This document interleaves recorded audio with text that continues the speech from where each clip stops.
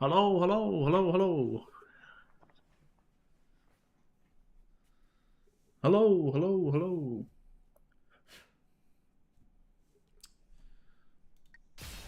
Alrighty. Figured I would go ahead and just chill out, hang out before the patch goes live. What's going on, KFS? What's going on, Roman? How's everybody doing tonight? Jay, are you here? I'll answer your question. Um, I have to ask a follow up question. What what team are you using, Jay, on your team or your Nidhogg team? What's going on, Steve? Frederick, what's going on? Hi from France. That's really cool. What's up? What's up, France? Update already? Really close. Less than 10 minutes. I figured I would just kind of go live and chit chat with you guys. Good day, sir. What's going on, Darkness? Darkness, you're here for like every single live. What's going on, dude? Appreciate you stopping by.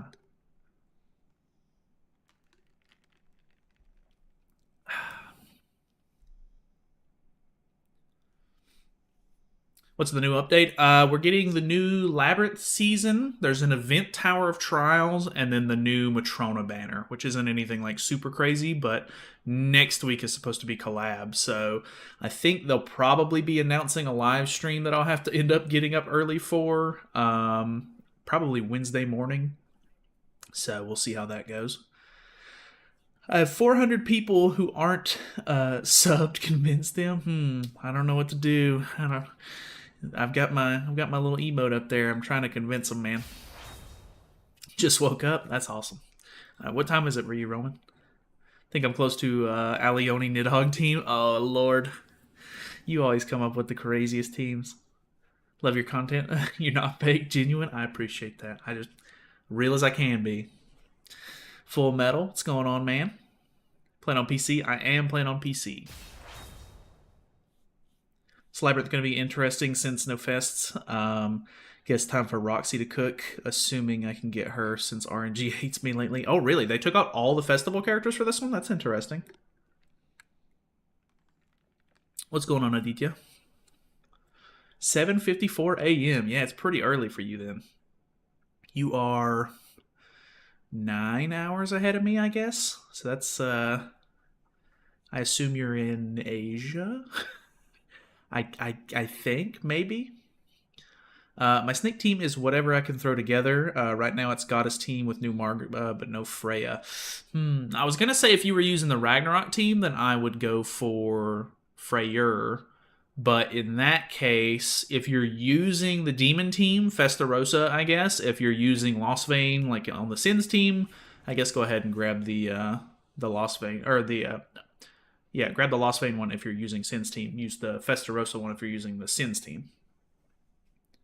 31 gems, trust. I mean, I'm pretty much just looking for one one copy here. I don't really care too much about this unit, but I don't think there's anything super good on the banner if I'm not mistaken. So yeah, I think if we could just grab one and done, like if we get it like super close to the end, we'll go ahead and finish out the rotation, but it's not going to be anything super crazy. Plus, I mean, because it's a step up, it'll be super fast and easy. I kind of want to just get straight into the labyrinth, to be honest. Hi from Illinois. That's cool. Illinois. What's going on? Which box CC do you think you need to beat the highest level of Heroes Arena?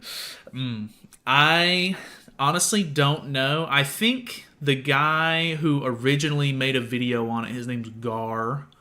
I want to say he had around 8 million box CC. I'm not 100% sure on that, but I think it's more about a little bit of RNG, and then if you can get crit defense pieces on your characters, that can also help quite a bit as well.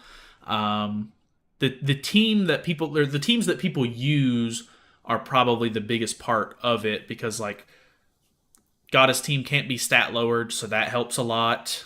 The demon team, like cheese team or whatever, the one where you use Melascula and Matrona, like that one's basically just more RNG than anything. You're just trying to pull as many melee cards, or if you have Demon King on there with the seasonal.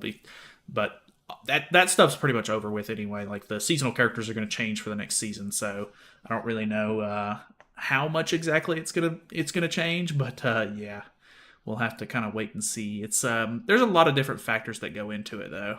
Just get smashed. Yeah, it's really tough. It's honestly it's pretty hard like getting the setup sort of like tweaked perfectly. Like whenever I was trying it originally, just trying to get the goddess team to work.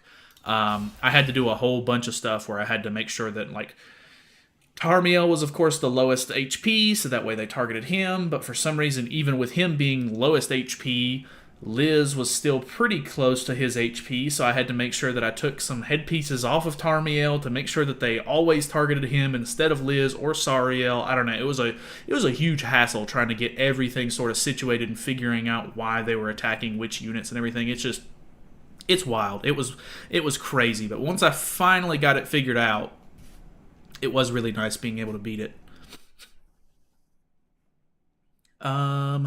Hello from the Netherlands. That's cool. What's going on from the Netherlands? Is Freya in this Matrona banner? She is not. This banner is actually pretty bad from my understanding. I can't remember exactly who all's on this banner, but it's not a great banner. I'll tell you that. Who is all on this banner? Sorry for the flashbang here. Yeah, it's pretty bad lineup, I'll be honest with you. Bellion, probably the best character in the banner. Hello from Germany. What's going on? What's going on? Shanks, what's up, dude? Roku Show, what's up? Couldn't get a team last Labyrinth. Yeah, a lot of people were just going straight for Angel Team, but realistically, I think it's a lot more fun, and I think you can get better results on your initial playthrough if you don't try to like force a specific team. If you can kind of just go for like whatever you get thrown, like just try to make sure that it plays into your passives as much as possible, because the passives are really, really strong. So as long as you're making sure that your characters fit the passives that you're getting, then it typically goes a lot better, at least from my experience. Hello from Michigan. What's up, Michigan? Never really been... I don't think I've been to any other, like, states besides... Like, I've been to Virginia. I've been to Florida. I think that's pretty much it. I've never really went too crazy on like actually branching out. Thoughts on Bulma from Dragon Ball? Goated. 10 of 10. Absolute best character in Dragon Ball. So from New York City, what's going on, Speed? My brother has been to New York City. He went on a field trip whenever he was in school. Can beat it with a ton of teams? Yeah. Bellion 6-6, don't need to summon. True. Got Perg Melly, made the run so much easier. Oh, yeah. Dude, I think when I did last season, I ended up starting over to see if I could get a good team to farm the depths, and I ended up getting... I got a full Angel team, and then I couldn't get a decent backliner, so I just threw Purgatory Melly in the back, and it actually... I mean, he didn't really do anything, of course, because his passive doesn't work from the back or anything like that, but it was kind of nice having him as a backup, like if anybody died or something like that on the field, to some of the like crazy depths bosses or whatever, which wasn't too often. He could kind of like jump in and sort of help do some damage with true magic. Should I 2-6 my Demon King or wait and see what Aaron and Levi are like? I would probably wait. I did notice that the banner is live for the Demon King banner is live for 5 weeks, so we should actually have it all throughout this week, and we'll end up seeing the reveal for the characters and everything on JP on Wednesday for patch notes, and then Thursday for the patch going live. So they should, like all of the YouTubers and stuff like that, will be able to test the character out. So you definitely could wait. I definitely would recommend that if you're at all cautious. But, yeah, I don't know. We'll just go ahead and hop in. Because, like I said, I mean, this is a step-up banner. A character that's not really all that interesting to begin with, so we don't really have to worry about making a big deal out of the summon session here. Alrighty, looking pretty cool for the first summon. 1 gem multi, always nice. From what I saw, Red Matrona is the best for the starting characters for this Labyrinth. Yeah, I think that's what I've been told as well. Unknown team did it for me. Nice. Unknown team can be very strong. I didn't see a whole lot of unknown passives whenever I was playing the last season, but I guess that's all kind of just luck of the draw. Team's not looking great. Yeah.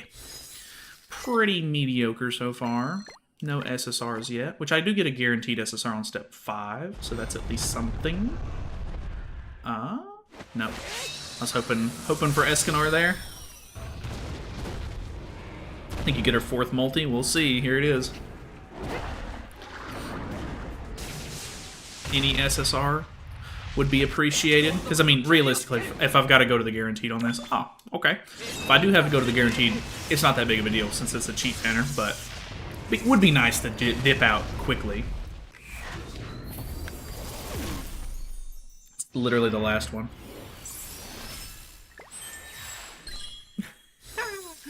Melly! My boy! Senpai noticed me. What's up, Issei? Ooh, got Lost Fang? Oh, well, this is the guaranteed one, I think. The troll himself. True. I'm really hoping that Melly ends up getting a halfway decent relic. I don't know what it would do. I imagine it would end up being kind of like Melascula's relic, where it's going to cater, like half of it's going to be for like the general Mellies, and then there's going to be like a specific part for like one of the Mellies, I don't know. Finally an easy skip. True. It has been pretty rough on banners lately. Alright, first one. First one. Death Pierce. Man. Year 1 Death Pierce, baby. That's my boy. That's him. That's the guy. Do I need this unit? No. Definitely not. This one's not looking great. Mega skip, that's true. That Melly could be like Nanashi if he gets a good relic. That is true. I don't know. I can't really see it, to be honest, but I mean, it's a possibility. You never know. Not looking great on these. I'll pull her first multi. Okay. You do you, homie.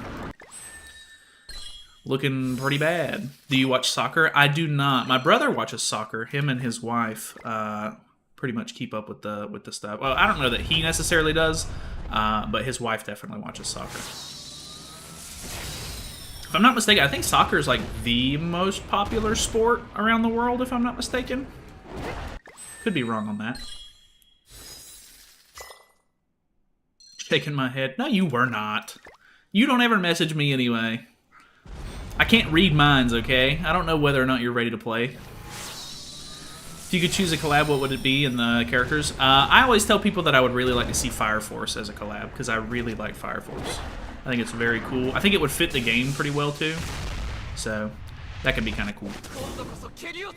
Had 31 gems exactly, so that was neat. Nice. This one's looking pretty bad. Give Purgatory Melly a holy relic? How about no? You gaslighting me? No, I'm not. You don't message me. If you don't message me, I'm not gonna realize that you need something. I'm doing stuff during the day, man. I got stuff going on. You gotta message me so that way I know. Konosuba, even though all I know about it, some of the characters' names. Konosuba could be cool. It's really like goofy. I actually kind of enjoyed that anime as much as like it's another one of those like isekais that people kind of, you know, just. I think isekais are just really played out at this point, so people don't really like them as much. But I thought Konosuba was actually very enjoyable. Gonna stream the Labyrinth after this? Yes, sir. Yes, we are. We need Eminence and Shadow collab. I think, dude, everybody thought it was going to be that last time with the Mushoku Tensei one, but didn't end up working out that way.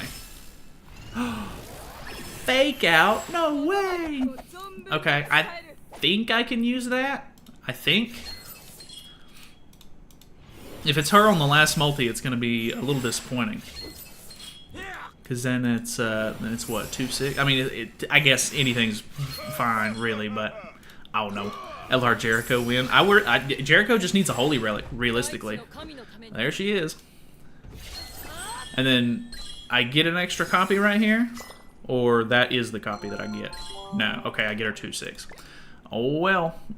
That'll happen. Aqua, if that ever happened, should either be Goddess, I doubt it, or just have it as part of her passive / relic. I could see her being Goddess. That could be kind of cool, actually.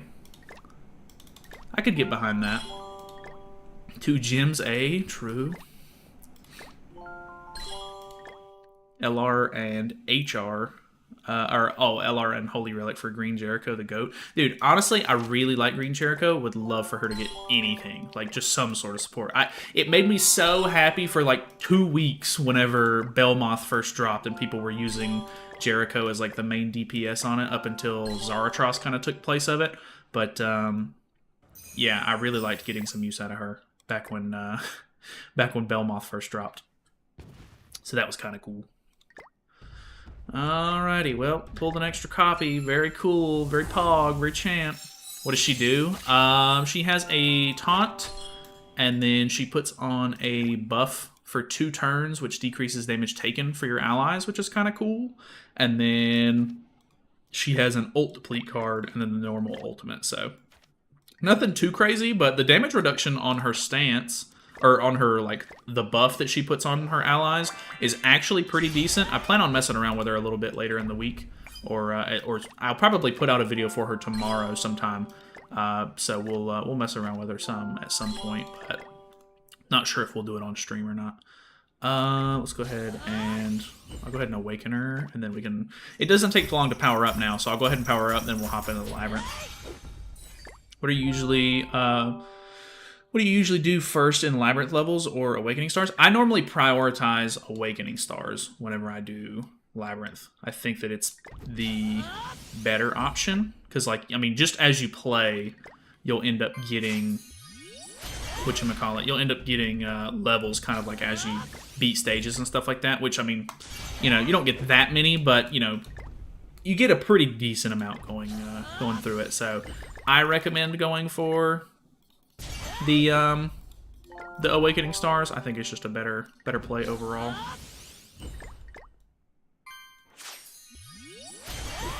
Nice, we got super success. Pog. We did not get super success on that one. Also did not on that one. Oh well. I do like her outfit though. Her outfit's actually really cool. Wow, we have full UR. Oh no, we don't. We're missing one. I'd have to buy this one, which I'm not doing that. Okay, we'll go ahead and equip those. I now have 5 cosmetics, so that's cool, I guess. 5 haircuts. It's actually kind of a cool haircut, I guess. Anything but her regular haircut is much better. Her regular haircut is not it. Let me go ahead and put gear on. We'll unlock the passive real quick. I guess I need to super awaken. Should do another Elizabeth as a goddess. That could be kind of interesting. I think there's still room for maybe a couple more Elizabeths in the game before before they move on to maybe 4 knights or something like that. I'm not 100% sure what they would do, but we'll see. Wasn't there supposed to be a final boss of Matrona and Girard? Ooh. I think you're right. That sounds vaguely familiar, but I don't know if they just ended up scrapping that because it wasn't, like, popular characters or what the deal with that was. But, yeah, I actually don't know on that one. Want Cave Woman Elizabeth? That one's actually pretty cool. There are some actually, like, cool-looking Elizabeths from, like, the flashbacks. Pretty neat, actually.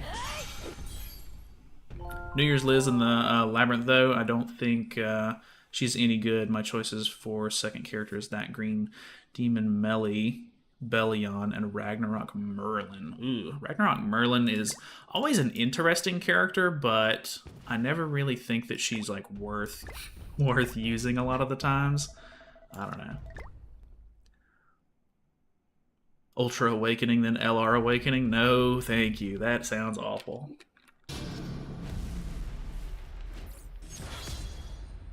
I mean, like, at a certain point, you kind of run out of stuff to do. Like, you know, whenever I use Gom's account or whatever, he's got, you know, maxed out everything.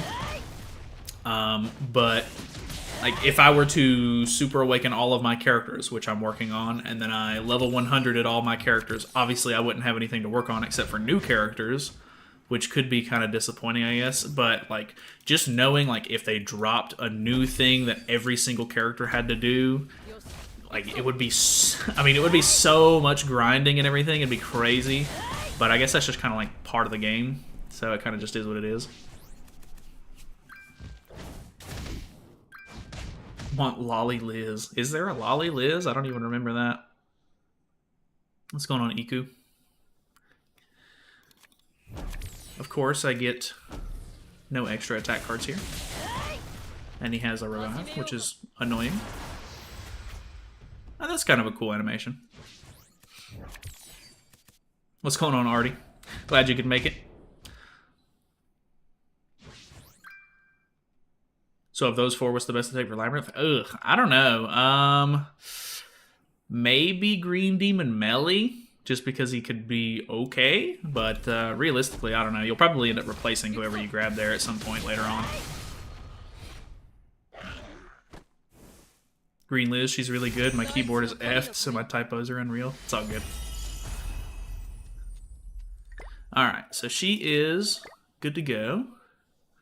We now have Green Matrona maxed out. 60k CC, absolutely insane. So crazy, very cool. Anyways, we're not using her right now, and we're going to hop into the Labyrinth. So, anyways, let's go ahead and start. And then I'm going to go ahead and record this, so that way I can make highlights out of it. Ooh, okay, very linear path here. Very interesting. I think we'll end up going with Red Matrona, because honestly, she's going to be really good for keeping the team alive with that passive. Yeah, very linear on this first floor. Okay, kind of interesting. Blue Mono's insane. That could be kind of cool. Blue Mono is a pretty cool character. Of the new AOT coming up, what are you hoping for? Do you expect human meta to come back and buff Escanor a lot? So a lot of people were asking for human support, and I think that could be really, really nice. Like, I think LR Escanor, realistically, is very strong, and if you pair him with Roxy and, like, you know, Transcendent Bond, the human team can still be very, very good, but, you know, every team deserves some support and stuff like that. I really do hope that the Titan stuff that they do, like, they already have it to where it, like, doubles as Giant, so hoping for maybe a little bit of Giant support as well. I think best case scenario, it's a lot of human support, a little bit of Giant support, you know, that's something. But I'm not really sure what to expect, like, overall, but we will definitely see. They should be showing it off on a live stream, I imagine, on Wednesday, so shouldn't be too long before we get a little bit of a glimpse. This is interesting. Do you go for passive or levels and 2 awakening, but don't get any of the passives? Trying to get as many passives as possible is ideal, and then going for awakening stars because you don't get those passively is also ideal. So I go for awakening stars whenever I can get them, and then anytime that I can get a passive, I would prefer to do so. Ooh, okay, so there's the blue mono. It's really weird seeing the SSR Frisia there, like that. You barely ever see this, like, specific picture because she's, like, I don't know. I normally just like I UR all of my characters basically as soon as I get them, so haven't seen that in a long time. Let's go ahead and see what we can do here. Sad Awakened Mono's relic was mid. Yeah, she was kind of she was a little disappointing on launch with her relic. That was kind of annoying. A bit unfortunate for sure on that one. Let's go for this maybe. Last human support was not it. I don't even remember what the last human support was. Was Roxy the last human support we got? Or are you talking about Jenna with Holy Relic? Because that would probably be, I guess, the latest. Just lost my dog. My brother taught me how to chase the bag, get right in the field. I had to make a bag, and the day he lost his soul, wish I could take it back. Are you, I assume those are lyrics. I'm not 100% sure what you're, what you're talking about there. But if you did lose your dog, very sorry. My dog is also getting very old, and I know that it's going to happen at some point. Very sad. Also, stream was announced. Oh, nice. That's good to hear. Only way to fix AOT units is to LR them. I think everybody's expecting an LR at this point. Like, I feel like so many people are talking about it that they're... people might get disappointed when there's not an LR. I don't think they'll do an LR, realistically. But maybe? I don't know. It seems like a hard maybe. I was praying. Okay, gotcha. Crit damage is insane. Yeah, honestly, going for any crit chance, crit damage stuff is really, really good, depending on the characters that you get. But still, I mean, most of the time you can kind of make it work. Maybe I get rid of the debuffer. Not sure. LR should be out with Hero Cap Arena come back. They should be announcing a new LR whenever the next Hero Arena starts. So 4 weeks maybe. I think they're delaying it a little bit because of the collab. What's going on, Lonnie? Or Lonnie, I assume?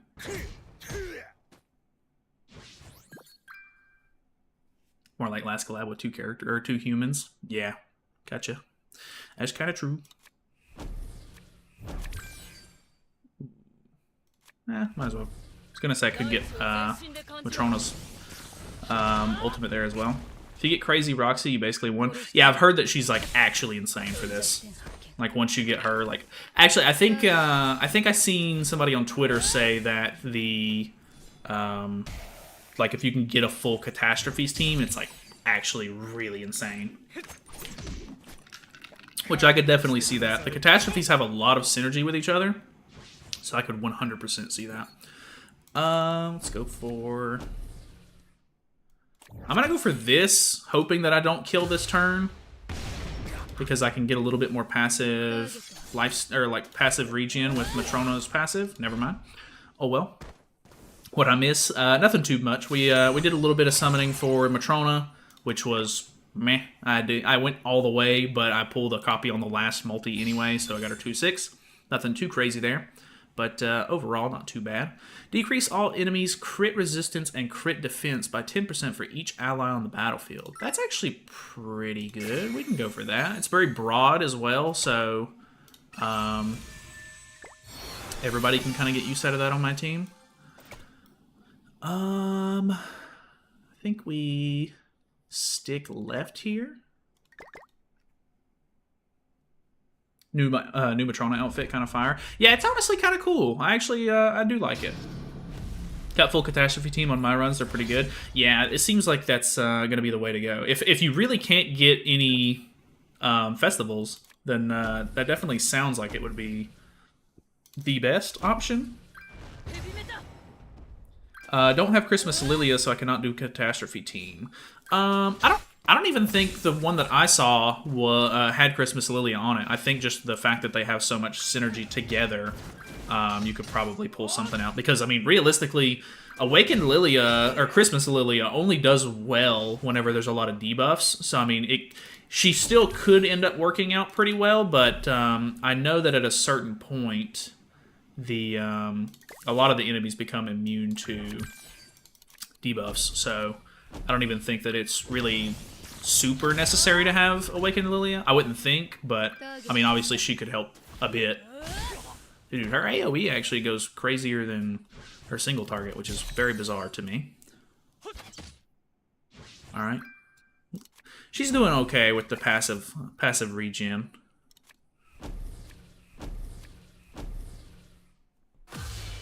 Please tell me new Matrona is not good. She is not good. She really isn't. You don't have to worry about summoning for her. Completely able to skip this banner, which is good because it's been a lot of banners lately that people want to summon on, so you don't even have to worry about it.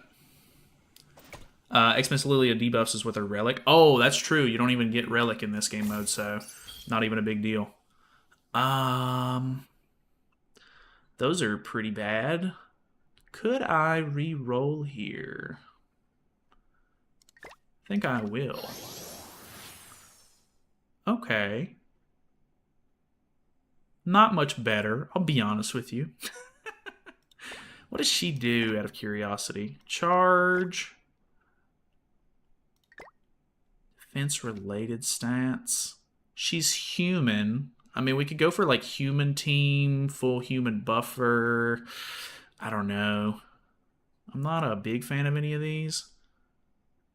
Well, the problem with Nanashi is his relic is not active, but yeah, I mean, his passive overall is pretty good. I mean, I guess that's probably the best call, because even then I could just throw him in the back if anything kind of happens. Like if I get a new character like right up here. So it's probably a good call, actually. Pretty sure female heroes are stronger in some way. You think so, really? Love for Summer Easton to be LR, but that's just because I'd love to use her with T-Bon. There's a couple of really cool catastrophes. I don't know, what their priority is on any of that stuff at the moment, of course, but definitely would like to see some sort of LRs for the catastrophes at some point. Because I mean, they shaft the catastrophes so hard. Like the one set of units that they made for the game, they seem to hate for some reason. What's going on in Legacy? Appreciate that. When do you think KOF coming back? I really want KOF to come back.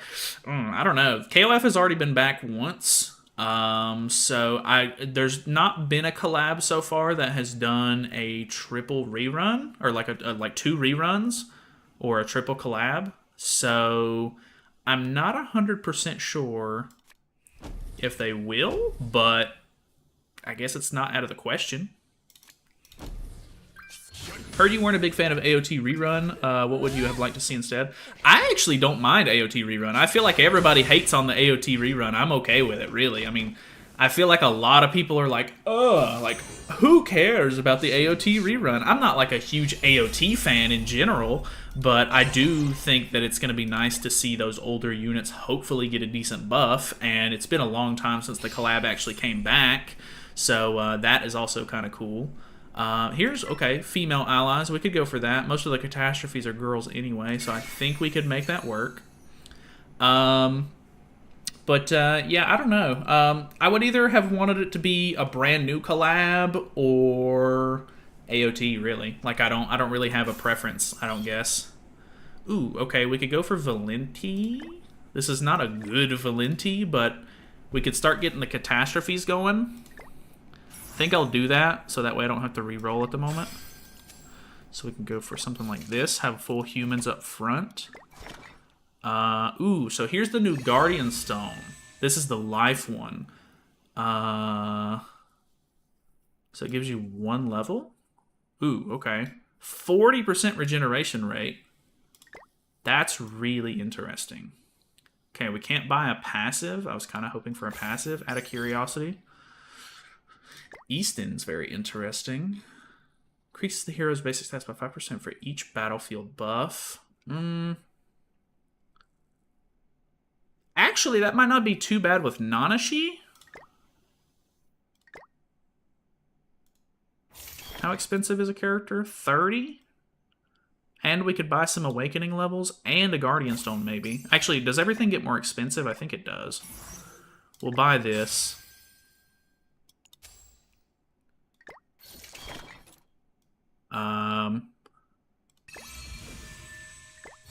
It did get more expensive, but we'll go ahead and buy Awakening levels anyway. And then, yeah, we won't be able to buy that right now. That's okay. Alright, so we have a decent catastrophe team going. We'll see how this goes. With Valenti, Melascula, Awakened Easton, Blue Fighter, Deanne, and Green Adventurer Bond, what best to use with the Red Matrona, Green Demon Melee I have so far? Yikes. Maybe... Awakened Easton doesn't really sound that great. Fighter Deanne could be interesting depending on which one it is, but other than that, maybe the Melascula? I'm not 100% sure what would be best there. I actually don't need to prevent the ultimate move gauge from filling. So let's go ahead and do maybe this. I don't know. I probably should check this guy's passive to be fair. Did we give him buffs? No. Okay, so he gains immortality there. Luckily, this removes buffs, which is really nice. Okay, that's... Oh, that's a bit of a yikes. Okay. Okay, he's full ultimate move gauge now. Let's go for... These are actually detonate cards, too, which is kind of good. I think this... Oh, okay. easy enough, I guess. I still should have checked his passives. That's my bad. The hate is because it's not a new character, but Aaron and Levi. I mean, yeah, I guess so, but honestly, it's kind of nice that it's characters that we already have because you can make more than one set, or like you can make one set and use it on both Levi's. I don't know. There's some like good and bad with it, of course. Like I understand everybody just wants newer stuff or like new units and everything like that. I get it, but at the end of the day, I don't know. I'll just take what I can get. I'm not going to be that picky about it. It's a gacha game. I'm not the guy making the game. I just got to roll with the punches. So, it is what it is. So, it's the collab AOT for sure. So, there was leaks saying that it was AOT confirmed, but obviously, that's not like an official confirmation, but the guy who did the leaks, he's very credible. So, I would say more than likely it is going to be AOT, yes. In my opinion, AOT needed a rerun. I can agree with that. How's it going, Nollet in chat? How were the pulls? They were okay. We pulled a couple of SSRs, nothing too crazy. But we pulled an extra copy of Matrona on the last summon, so we got her 2/6, which was kind of weird, but I'll take what I can get. We've actually got pretty good AoE damage. I'm actually kind of happy with how this is going right now. I think if I can get a better catastrophe for AoEs, that could be a little bit better. I don't think I have any lifesteal stat, unfortunately, on Mono. I'm trying to lifesteal back with her, but it's not working out too great. I think Valentine Melascula better or Red Awakened Easton, but with no catastrophes at the moment. Yeah, probably Melascula then at that point. Increases unknown race allies. That's unfortunate. Speed increases damage dealt with debuff attack skills by 40%. I don't have a whole lot. I think I'm gonna re-roll that one. Ooh, okay. Damage dealt increase. Increases the user's damage dealt by 5% for every orb in the hero's ultimate move gauge. Fairy basic stats. Increases strength attribute allies attack related stats by 10%. I think we go with the damage dealt, just because that's gonna be pretty passive. Got another reward. I would really like to get these awakening. So let me see what the units here are. Christmas Lilia. Ooh, Shin could actually be really good too, though. Shin got the AoE going on. The guaranteed crit on a debuffed character. Oof. I think Shin might be better. Am I tripping on that? When an ally from the 7 catastrophes uses a single target attack skill, it deals additional damage equal to 10% of the hero's max HP. If using an all-target attack skill, it deals an additional damage. Yeah, maybe I go for Lilia then. She's way more, like, team-oriented. And I don't think Valenti's really doing a whole lot for me. So, I think we'll go for this. Unfortunate, because I like Valenti more than I like Lilia, but it is what it is. Out of curiosity... Nah, not worth it. Passive perchance. HP. Here, increase speed ally or attribute allies attack related stats by 5%. That could be okay. I kind of want to go for more awakening levels though. But I might end up getting more awakening levels here. I almost want to go for that passive. So basically that DN I can pick has 82% crit. I think that's what it means. Is it the one with the attack seal? Is it like the small red fighter Deanne? Because if it is that one, she has like a 2-turn attack seal on a level 1 debuff, which is really, really good. Got to get SA Cusack has 60k CC. Like you haven't SA'd him all the way? Is that what you're saying? Blue Deanna, just pick the Malaska. Okay. Yeah, I think Malaska is the good choice there. Might be better if you have a debuffer. Yeah, that's true. I think Lily will come in handy for that. You should have done speed buff for Awaken Roxy to boost the Flood card. Ooh, yeah, true. But we'll be okay. Which I could go... Which I mean, I can get the speed attribute. I think I will get this, actually. Because we're about to hit a Super Awakening tile, or an Awakening tile soon anyway. And this one doesn't have a passive, so I might as well stick right. Got out CC'd. Oh, man. That sucks, man. Oh, you're saying against, like, the Demon Cusack, like the second boss. Okay, now I see what you're saying. I don't know why that sentence confused me. Already got a better team than my 3 runs. Really? That's crazy. Maybe I just get really lucky when I do it. I never seem to have that many issues out of this game mode, but it could just be that I have, like, really good luck. Like, genuinely, I don't know. Could just be that. Cusack will be at 70k CC. He's got his relic. Really? He's got... he does have a relic? Oh, that's right. It's base Cusack. It's not Demon Cusack. I forgot about that. Did AoE damage actually really crazy?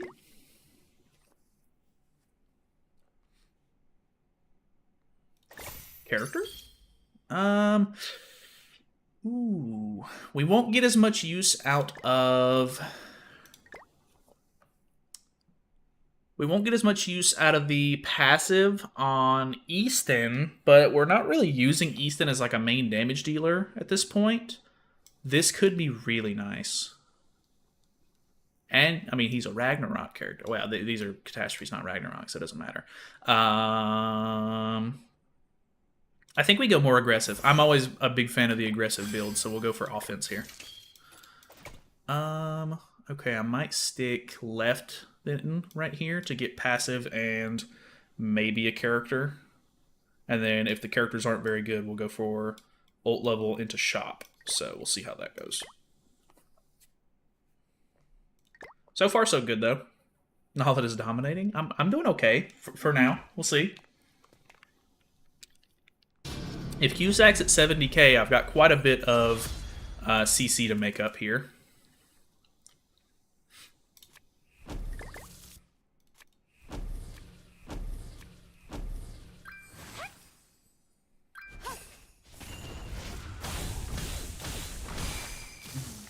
Okay. Alright, didn't do like crazy damage there, so we're probably gonna take a little bit of heat on this one. They're going for Easton. Yeah, Easton's definitely the one I want to replace at this point. You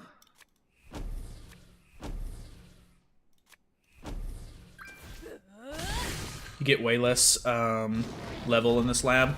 Yeah, well, I'm not prioritizing it either. I've been going for, like, Awakening as much as possible, so maybe I do need to go for... Well, I'm still not really that awakened either.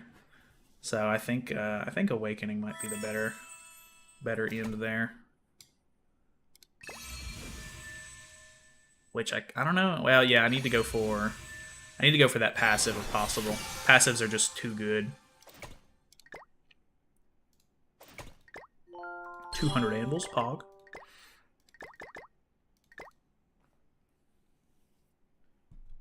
Which I have really good single targets as well. So depending on like how many attacks certain characters are doing, I need to focus maybe fighting a specific enemy. Like this guy's attacking twice, so I might as well go for this.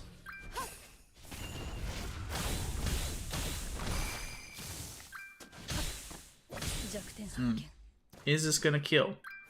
I would imagine. Okay, pretty good. So now I only get hit once. I can maybe buff up. Got another single target. Type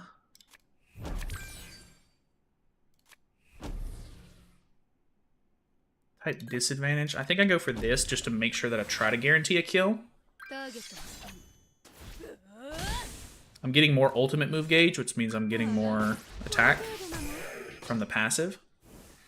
If you can only buy 20 LR coins, still won't have enough. Oh, really? Dang. That sucks, man. Yeah, it's quite the grind. LR is a lot of grinding.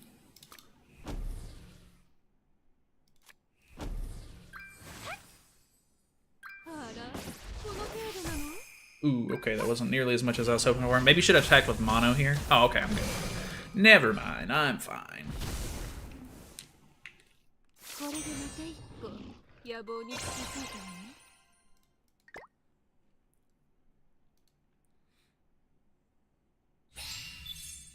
Okay. HP attribute. Ooh, these are not good. Increases the hero's attack by 20% when the hero's ultimate move gauge is completely filled. 3% attack. I think I reroll this. Increases the hero's crit chance by completely filled. Damn. These are not good. What is... I wish I could see behind. I kind of want to skip the shop now, maybe? I'm not 100% sure. Because I don't have HP attribute heroes. I'm not... I probably won't end up getting any either. Because this is like a mono blue team. But I don't really fill my ultimate move gauge up. I think I'm going to reroll again. That might be a mistake.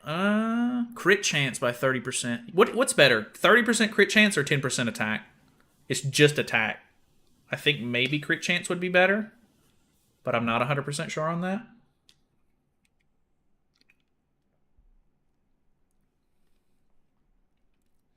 XP potions for LR is so damn much. Yeah, that's very true. You need so much XP pots. It's crazy. Attack. Crit chance is better in my opinion. Those 10 LR coins you could buy with money was just so stupid. Like, who's going to spend $62 to get 90 gems and 30 LR coins? I mean, I'm sure somebody will buy them. But, yeah, I don't know. It's not really the greatest, in my opinion. We already have a crit damage passive, I think, so maybe crit chance would go a long way for us here. I would like to get the attack as well, but I think we're already sort of kind of committing to a crit build in a way, so I think I'm going to go crit chance here. Character. Okay, none of those are good, so I can go for the ultimate level here. I don't think we're going to out-CC, which is not good.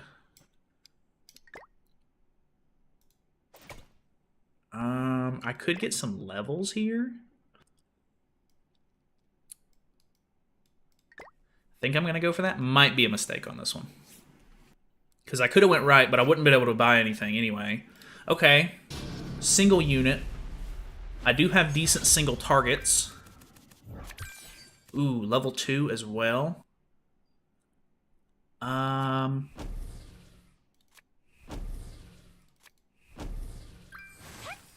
Not sure how this is gonna go. Ooh, alright. Easy levels, baby. That was really good. The crits came through as well. That's good. Just joined in the new Matrona worth summoning for, or another skip banner. This is definitely a skip banner. Nothing crazy on the Matrona. Oh, no way. One singular alluring potion. Potion? Perfume. Trust mono. I mean, that level 2 merge was really, really good. Alright, well, we're about to get, yeah, we're getting out CC'd. I imagine Easton dies here, which is not going to be great, but we'll see how it goes. The fact that he's 70k is very interesting. Like, I mean, I definitely could have been a little bit more strict with my like currency and maybe not gotten rid of so many of my like, I shouldn't have re-rolled as much as I did, but I don't know. Okay. He's got full ultimate move gauge, actually, so Mono does more damage here. And he didn't hit Lilia at all. Ugh. Not as much as I was hoping for.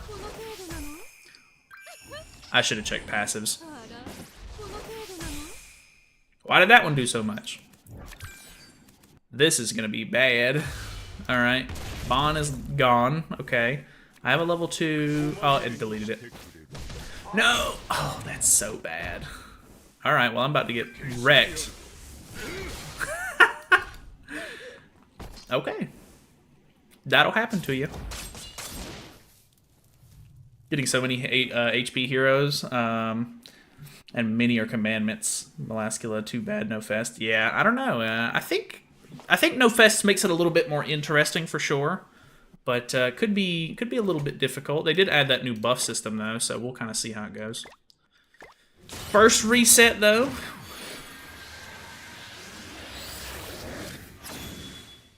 Alrighty, back to the beginning.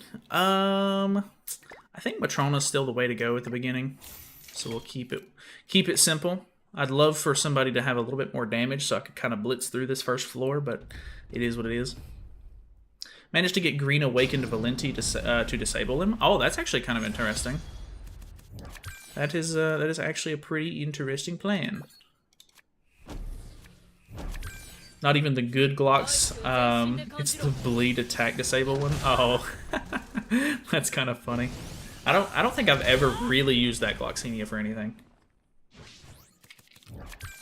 It's the green one, I think.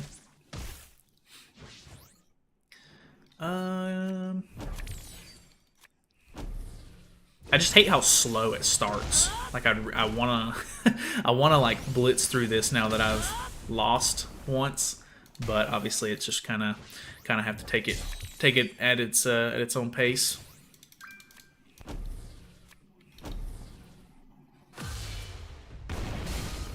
Nice, easy, simple. First run or first stage.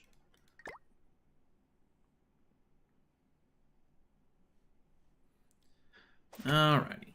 I'm still gonna go for Awakening Stars here.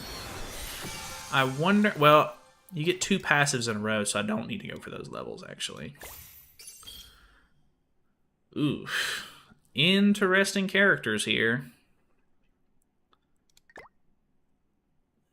This Liz, man.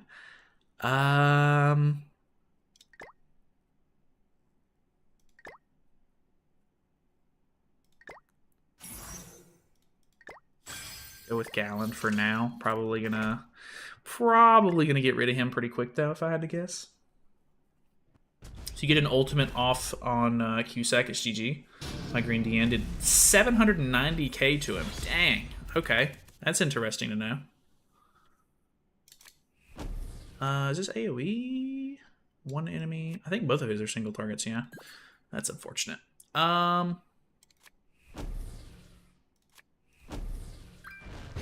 Last boss is not fair. Yeah, it's the Demon King melee, if I'm not mistaken, right? Pretty cool.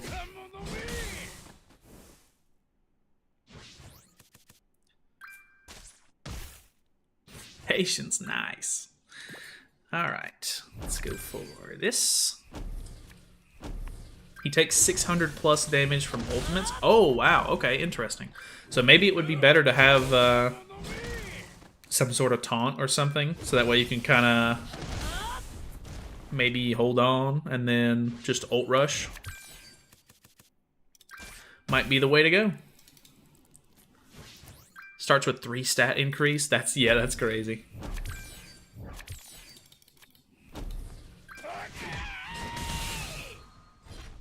That kind of sucks for me too, because if I could have kept, if I could have got blue mono all the way to the end, I could have used that to remove the buffs on him if they're blue. So that could have been kind of nice, maybe. Allies attack.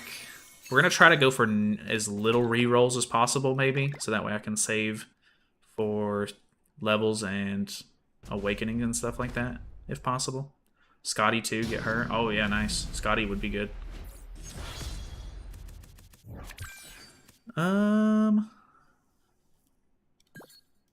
Let's go for the type advantage here.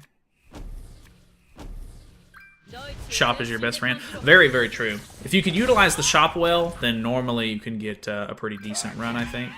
Or I don't know, that might not be the right way to say that, but if you can utilize the shop well, it will increase your chances of, you know, winning, I think, by a good margin, because the shop is very important, I would say.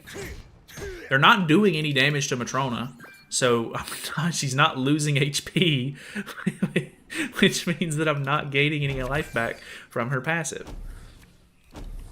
Not good.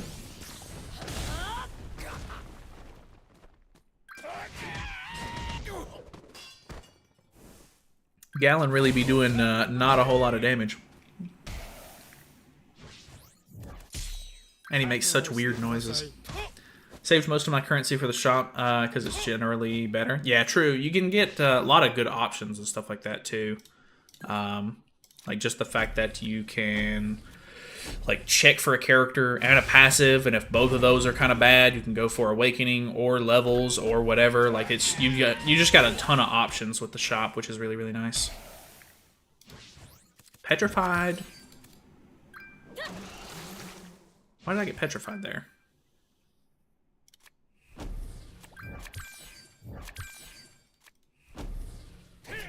Max red Gallon before blue. I always thought red was better. I think red is really cool, but there's never really been a good time for him like in the meta, unfortunately. Like I don't think maybe I saw like 1 or 2 people use him back when he very first came out, but not a whole lot of people used him at all. Green Mono Awakened might not be bad, but who to replace Glocks? The green demon melee that I shoved to the back? Maybe. Yeah, I don't know.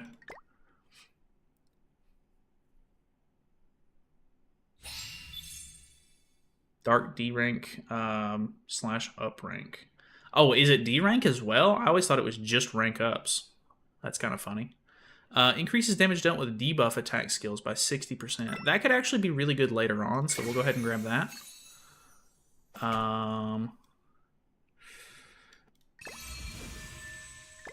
Really want those awakening levels, but we gotta pretty much stick left here because we can't get them. Had a stroke typing that. Gallon should totally get a relic next that boosts stats. Honestly, I can't wait for more of the commandments to get them. I powered up Monspeet the other day, and Monspeet would be a really cool character to get a holy relic as well.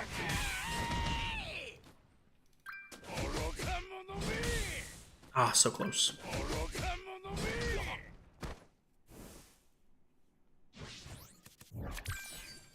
Alright, level 2 Shatter card might not be too bad. They seem to be going for Matrona anyway, so I might be able to get away with not taunting with her. Because it's breezing her defense, which is making her take less damage, which means I get less use out of the passive, so I don't know.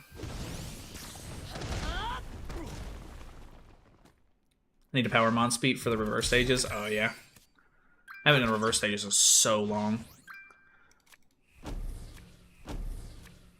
Speaking of Monspeet, the shop has the red one, but completely useless because second boss is blue, isn't Cusack? Yeah, I think so. I think he's blue. I think. I wasn't paying too close of attention to it, though. Alright, character.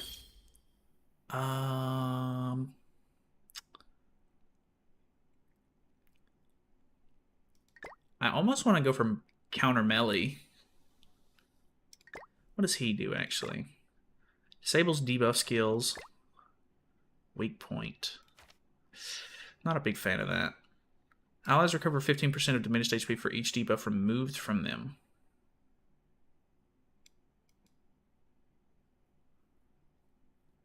Could be interesting. Speaking of reverse stages, is there any plan for more of them? If not, they should just get rid of the tab. Yeah, I don't know. They that was kind of one of the arguments that people were bringing up for Tower of Trials leaving, was the fact that, you know, nobody plays reverse stages either. But yeah, they haven't done any reverse stages in a while. They haven't said anything about it either. So I assume they're gonna put new reverse stages out at some point, but who absolutely knows when. I don't think we've gotten reverse stages in well over a year, if I'm not mistaken.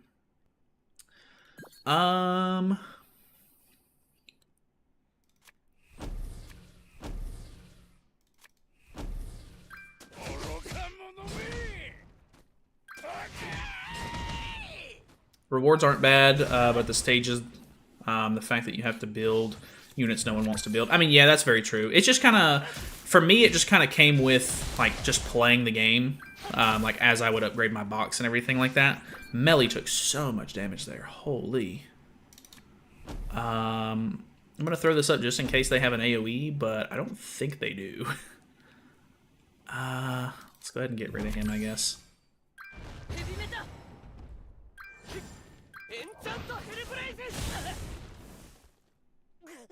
Oh no, that sucks. Beat Lab on my first run, used a random team of Freya, Freyr, Green Shin, and Matrona in the back. That's very interesting. Dude, why are they doing so much damage all of a sudden? My team just ain't got the synergy, man. This is not good. I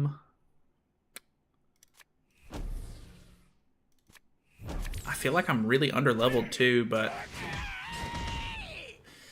Yikes. With 2 of my characters dead, I'm probably going to have to restart anyway. But... I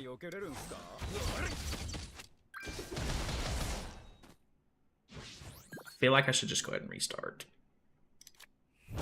Maybe not, though. I don't know.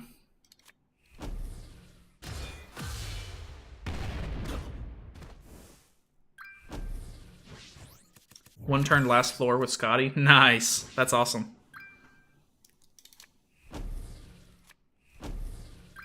Hugo's goated. True. Enduramon Speed and Derriere when Netmarble would make that one reverse stage not only fitting but also probably easier.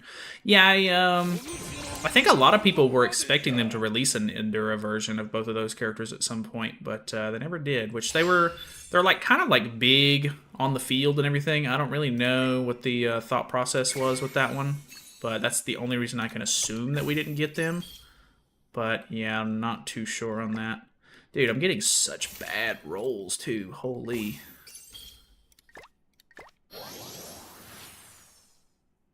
What are these rolls?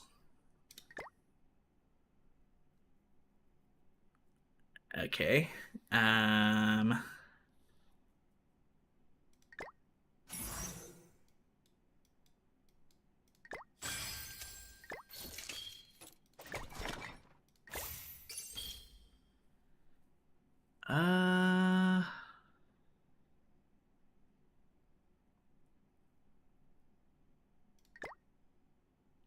When an enemy takes critical damage from the hero's attack, an effect is applied on that enemy, which decreases defense-related stats by 40% for 2 turns.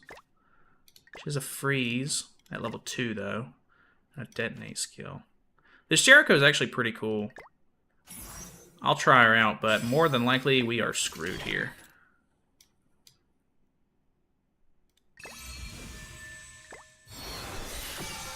If I remember correctly, isn't this the same layout from the first Labyrinth? Maybe. I don't remember if it was like so linear like this. I think it might have been, but it's been quite a while. Oh god, we don't even go first. Yikes. Dead run by the buff and reset. Oh, I should have bought the the buff. That is a good point. I'm trying to brute force it.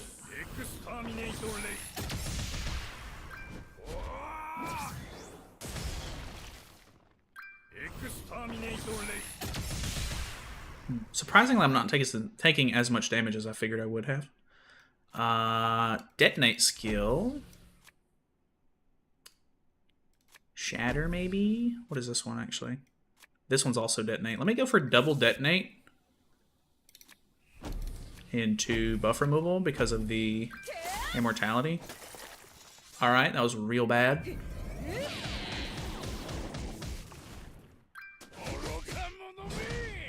What am I looking at?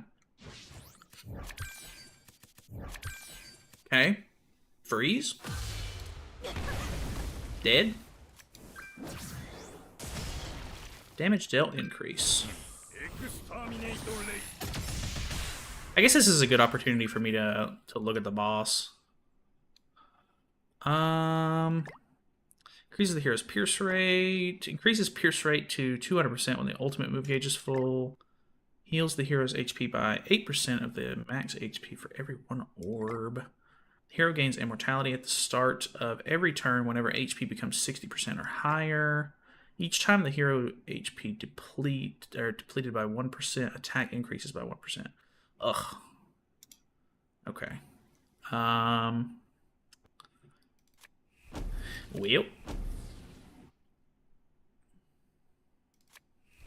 Not looking great.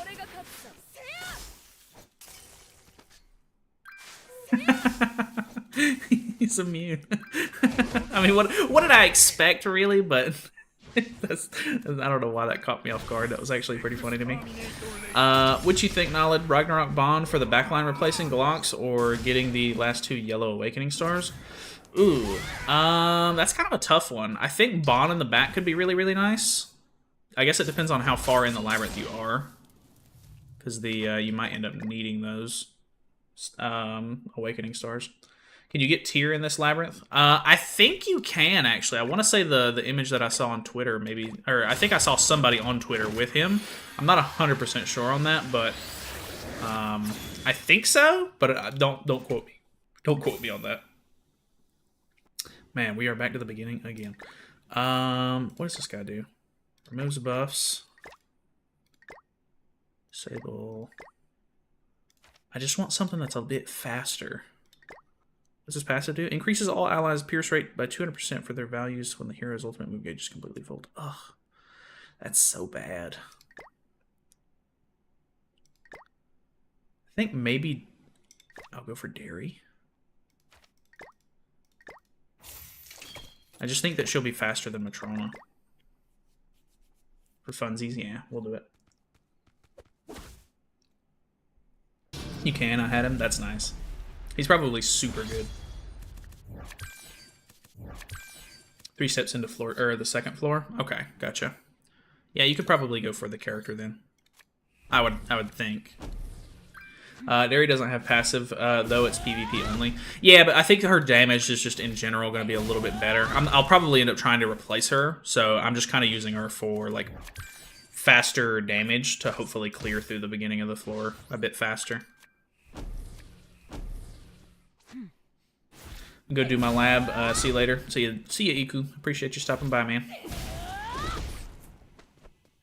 Forgot that her passive was PvP only, though. But that's okay.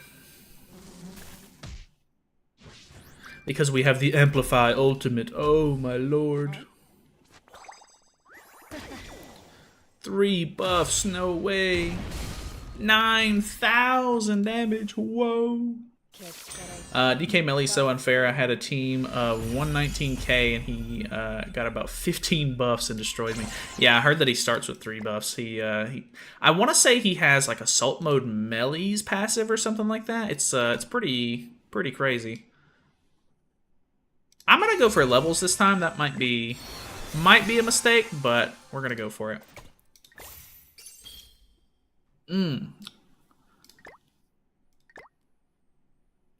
Increase the defense-related stats by 8% at the start of the ally's turn if the hero takes damage. Increases defense by 20% for each buff on self. Oh no, the nerfed Griamore. Increases HP-related stats by 6% at the start of the ally's turn. I think we go Jericho here.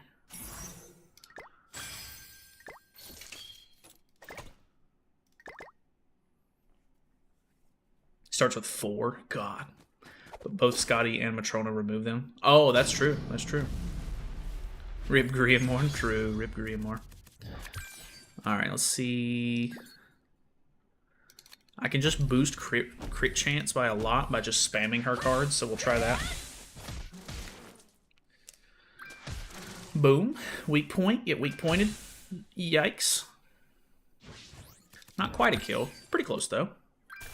Don't forget that event tower speedrun. I probably won't do a speedrun this time. I'll probably just do it casually, just off screen. I don't really have anything to make a video for it on. Let's do something like this. I do like the event tower, though, because I can always get good Super Awakening coins. New bosses in the underground depths. That's kind of cool.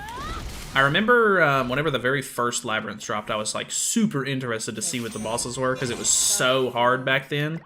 Yeah, the Labyrinth is, or the depths is actually kind of cool. Some of the bosses and stuff. Increases the hero's attack by 20% when the hero's ultimate move gauge is completely full. I'm gonna re-roll this because these are all not great. Dude, decreases all enemies attack by 2% for each ally. My God, let's go with this, I guess. Passives that I'm getting are so bad. What a mess just got here. We're just working our way through. Netmarble devs, when making DK melee for this Labyrinth, random bullshit. True. I don't know. They normally try to like recycle kits and stuff like that from different characters. So not too out of the ordinary for them, I don't guess. Let's go for this, maybe.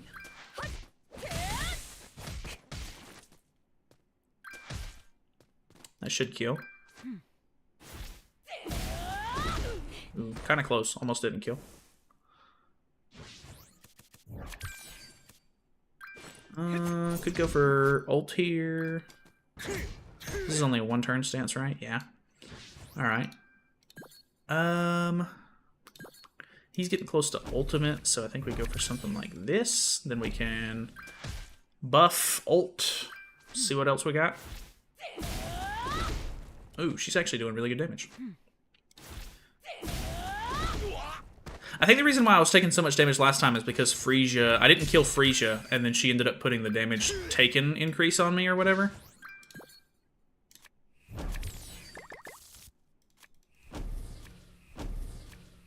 I think, anyway.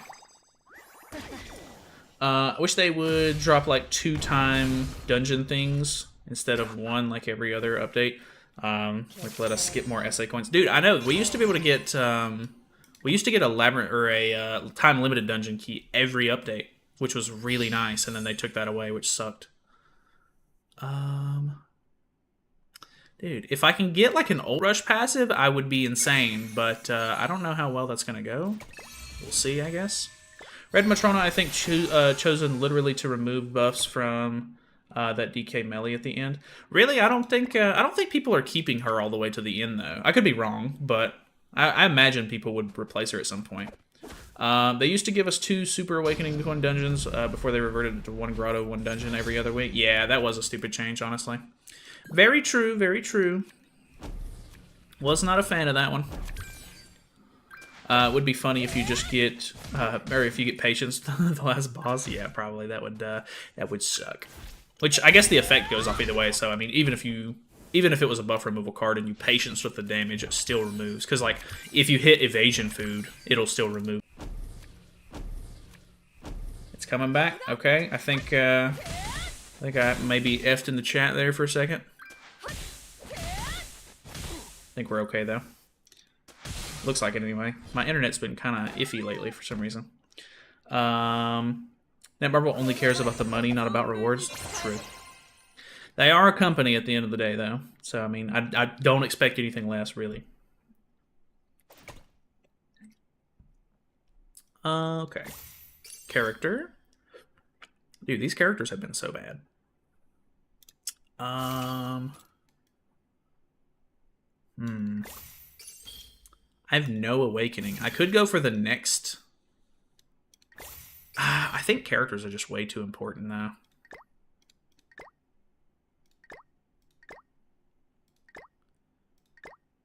Decreases all enemies' attack-related stats by 15% at the start of the ally's turn if the hero does not take damage.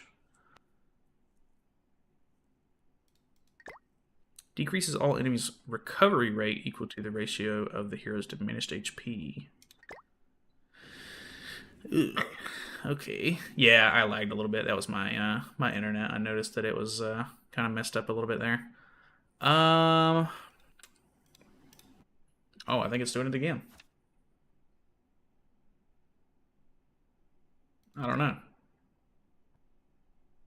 Am I good? I guess so. Increases the hero's basic stats by 1% for every orb in the ultimate move gauge on the battlefield.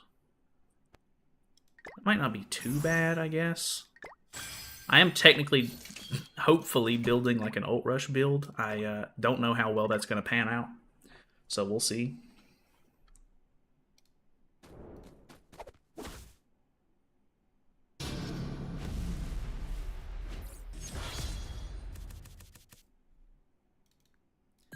Alrighty. He's buffing. I think maybe we stop that. Stop that buff. No, your internet's bad if you lag on Roblox. True. Ooh, I'm not doing nearly as much damage as I was thinking I would. Okay. He's gonna put up a shield, I think. Ooh, could have kept the buff removal card. Ooh, that was not good. Yikes. Okay. I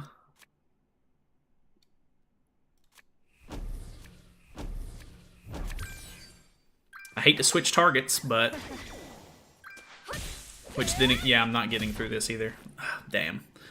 I might end up losing a character right here. If that was Green Melascula, it'd be better since she has ult removal. Oh yeah, that's true.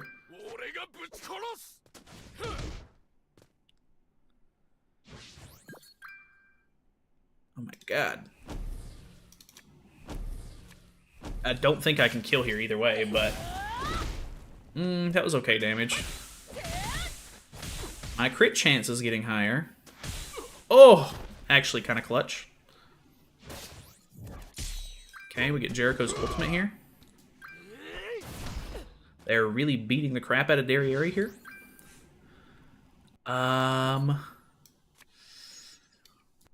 Yikes. He's got the reflect on. How hard is this reflect? 40%. God. Okay. Maybe we don't attack into that then.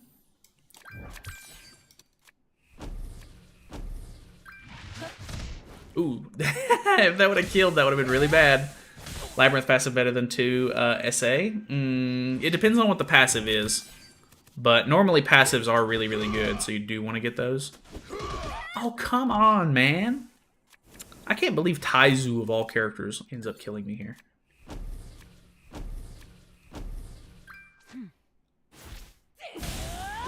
Are you streaming until you beat it? Not necessarily. I mean, if we don't beat it, I can try to stream again tomorrow or something like that. But I'd like to beat it tonight, if possible. I was pretty hopeful too, because I was like, ooh, the patch goes live like an hour earlier than normal, and maybe I'll be able to do this thing. But it is not looking great so far. Increases allies' recovery rate by 10% for every hero. Or every time the hero heals an ally's HP. What's the buff do? Remove debuffs, defense-related stats. Kind of interesting. Stuns, not great. Life steals, not great.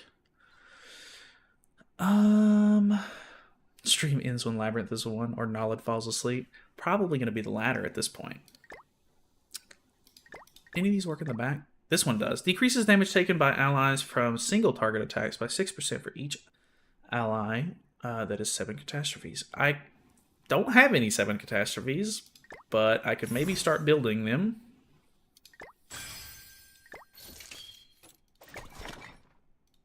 Characters by chance? Okay.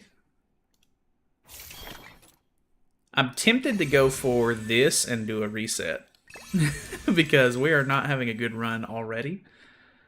I think maybe we'll go ahead and buy this. We're not going to reset, but we will definitely see what we can do here, I guess. Let's go for...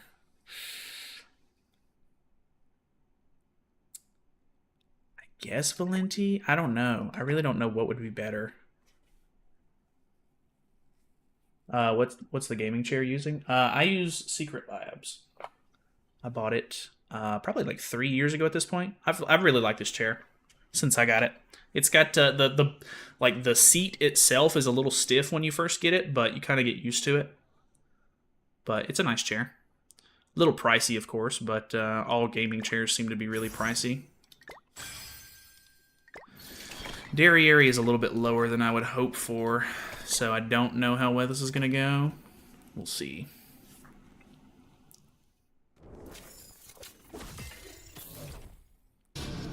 Alright, Chandler's back, baby.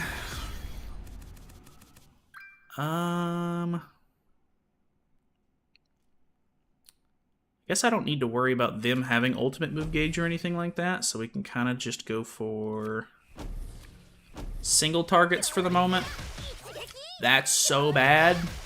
Holy. Alright. Really wish Jericho was still here. I thought that was going to kill Derry. I got 20% basic stats for humans with one human. Green Awakened Mono, technically two, but Ragnarok Bond. Really just backline. Yeah. Yeah, it's obviously it's really nice if you can get some good synergy going with your whatchamacallits, your passives and everything, but it doesn't always work out that way. Sometimes you get dealt a bad hand. I'm doing like no damage. I guess I should have maybe ult rushed with Melascula there. Should do game upset or gaming setup video. Don't forget the montage. I think I did a setup tour at some point, but it's been quite a while. Move debuffs from allies. Unfortunately, that's not really going to do a whole lot here. He has full ultimate move gauge, so these are going to be like the best chance I've got. That actually didn't do too bad. That one did way worse. Actually kind of critting, which is crazy. Okay. See heal when he's debuffed? I'm not 100% sure on that. Oh, no way. I can actually cleanse that off. No way. I get a little bit of synergy. Never mind. Oh, man. Yikes. I think we'll go ahead and forfeit. We did buy that one buff, though. So we have one little bit of an attack buff. This is not going so well. Quite a while. Let's go update time more. Videos, let's go. Yeah.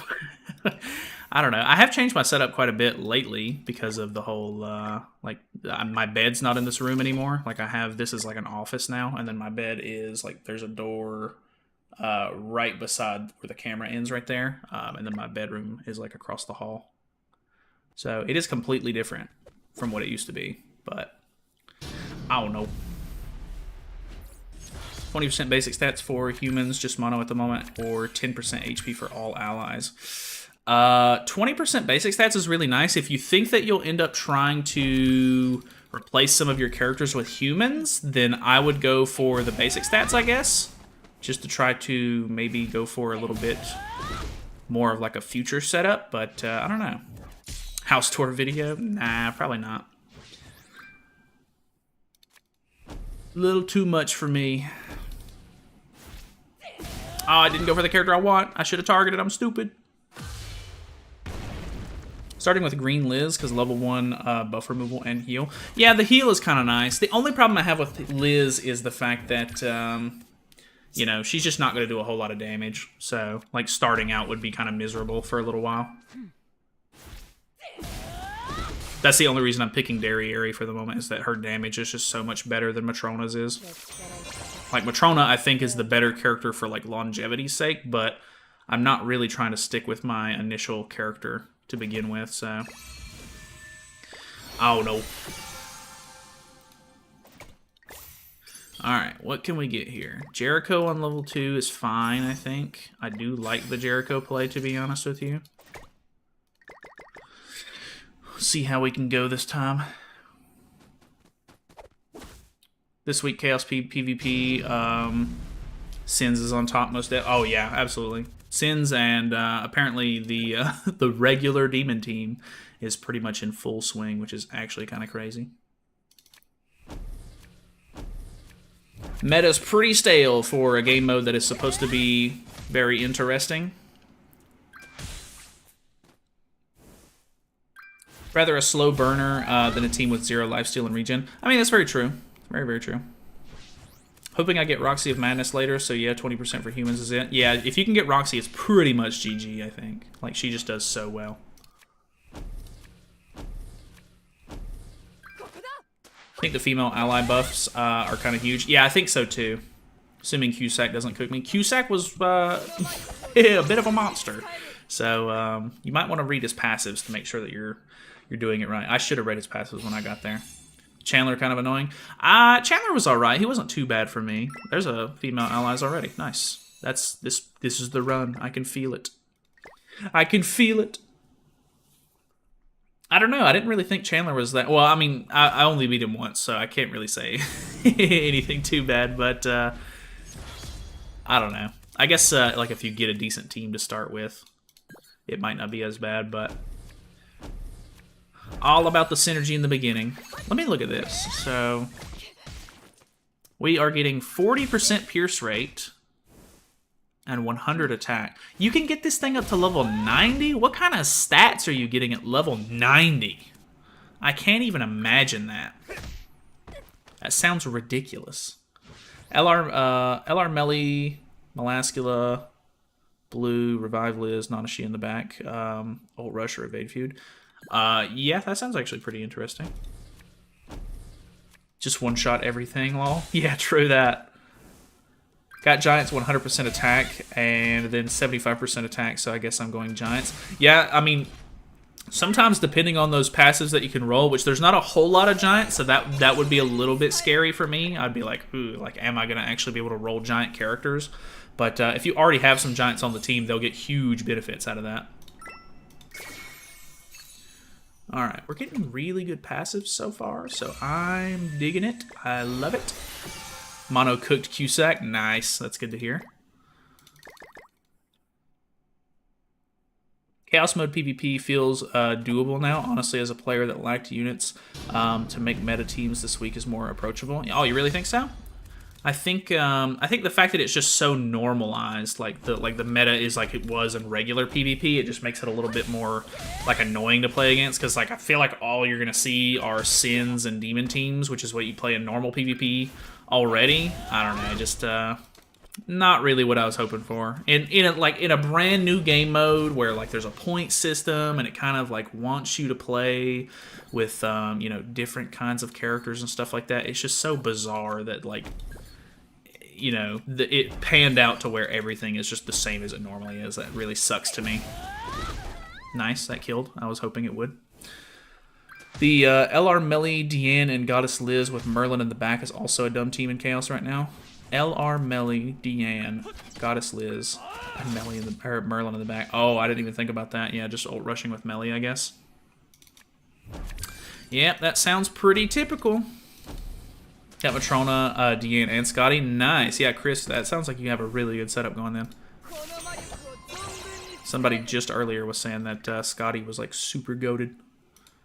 Once you top 1% up to like 0.255, you don't even have to do the mode anymore. Well, I'm at like I was at like 0.2 whenever the reset happened, so I'm hoping that I can kind of just coast. But I don't know for sure if I'll be able to. We'll see. I'm gonna re-roll once on this. Gloxini is very weird. I like this. Elaine, we'll try it.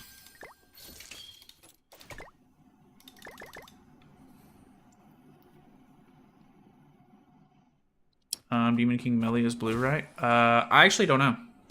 I'm not sure. I haven't made it that far. The consecutive more damage buff you get before you even start is massive too. Oh yeah, that's a good point.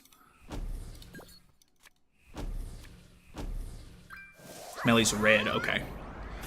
Thank you for that information.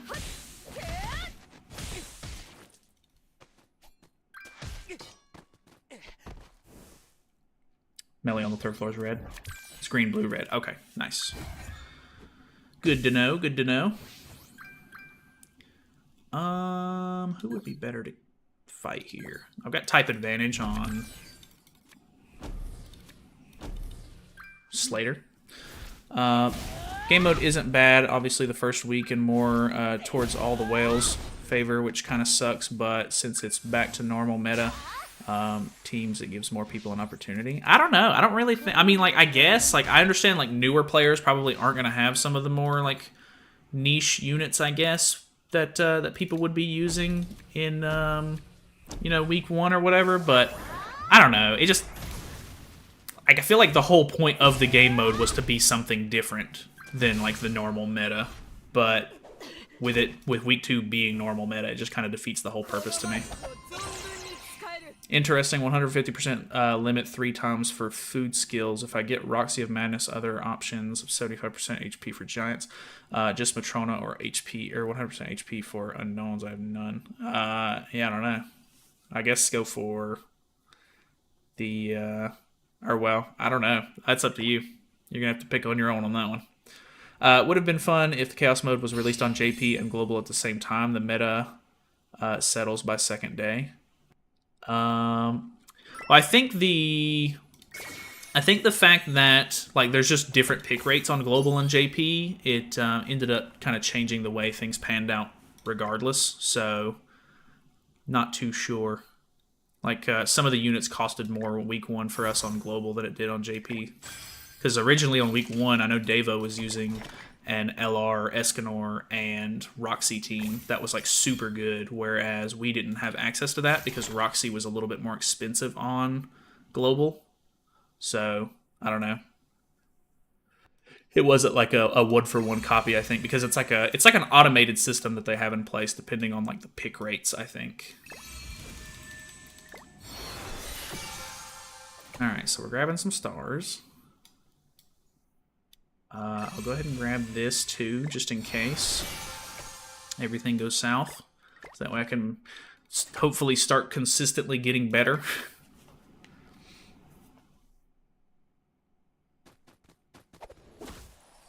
Somehow solo Chandler with Camilla. That's awesome. It's cool to see people get some use out of Camilla sometimes.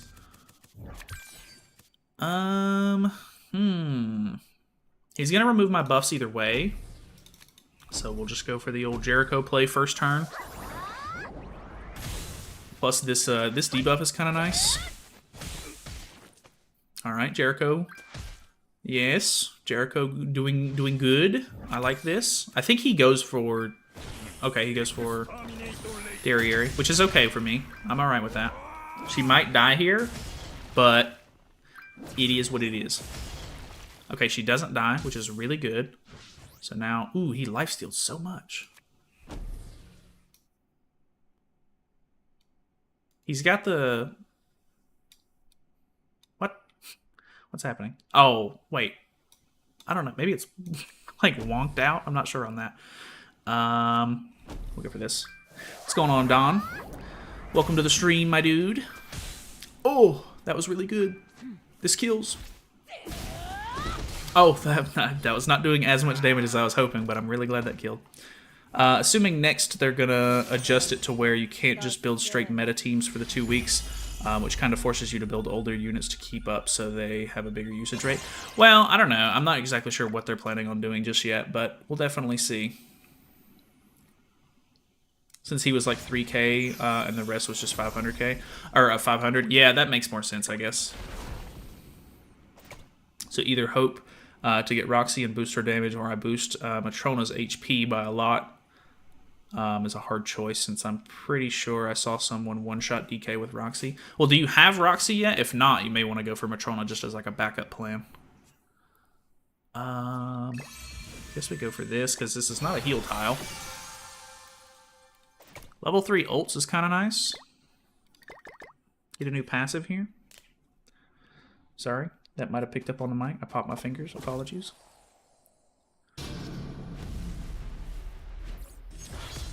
Gonna have to bring Crazy Roxy back next Catastrophe update. Yeah, I hope so, because she's honestly super fun.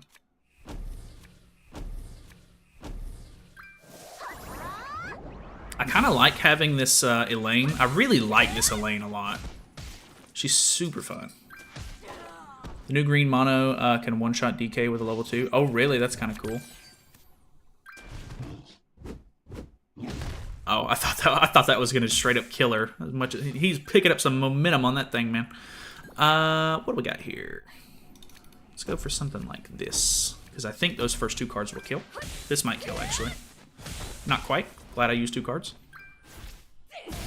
Which I don't know if this... I mean, it's a level 2, and I've built up some crit chance. Here we go. Big bang. Nice. 84! Actually, 84 is kind of insane for this level.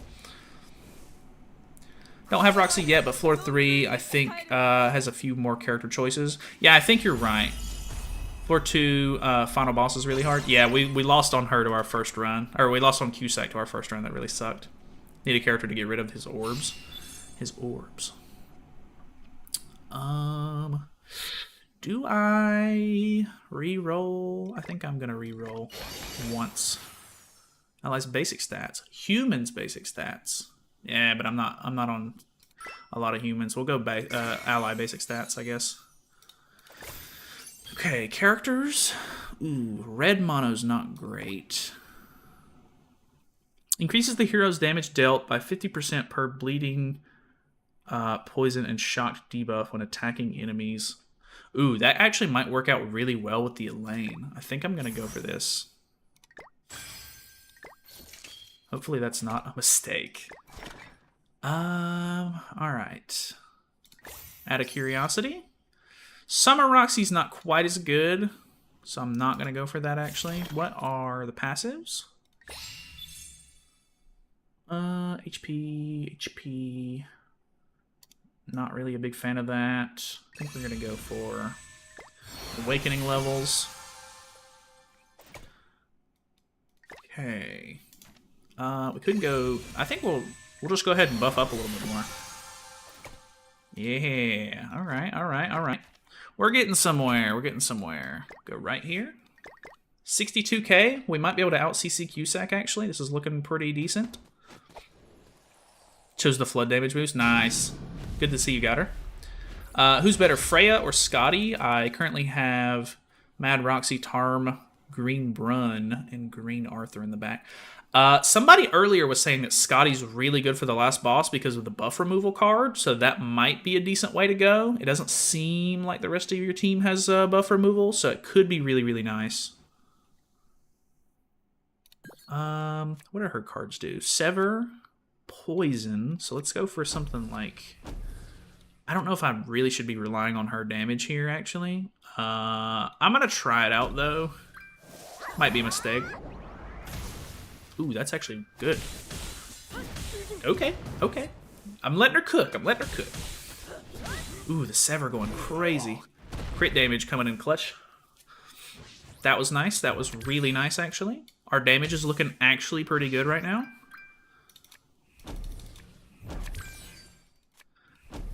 Hell yeah. Looking good. Scotty's great, plus giant damage UR passive. I'm not sure what passives he has, but yeah, she is really good.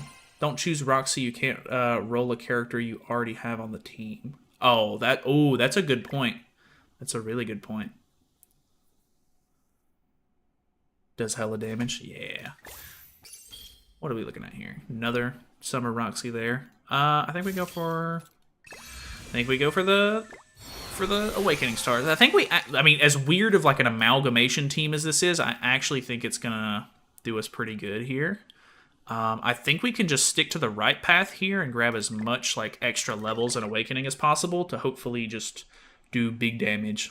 Because for now, we have really good damage output. Not Gartham. No, not Gartham.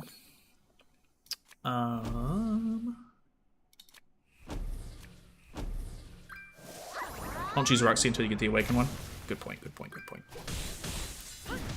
Ah, so close. If that one would have crit.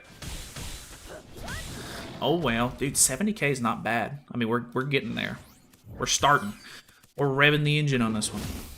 I think I'm set with the red Matrona, green Awakened Mono, Awakened Roxy, and Ragnarok Bond. I don't know if anyone else would be better.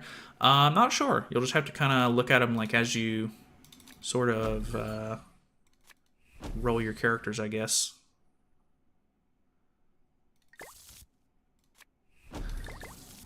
Let's do this.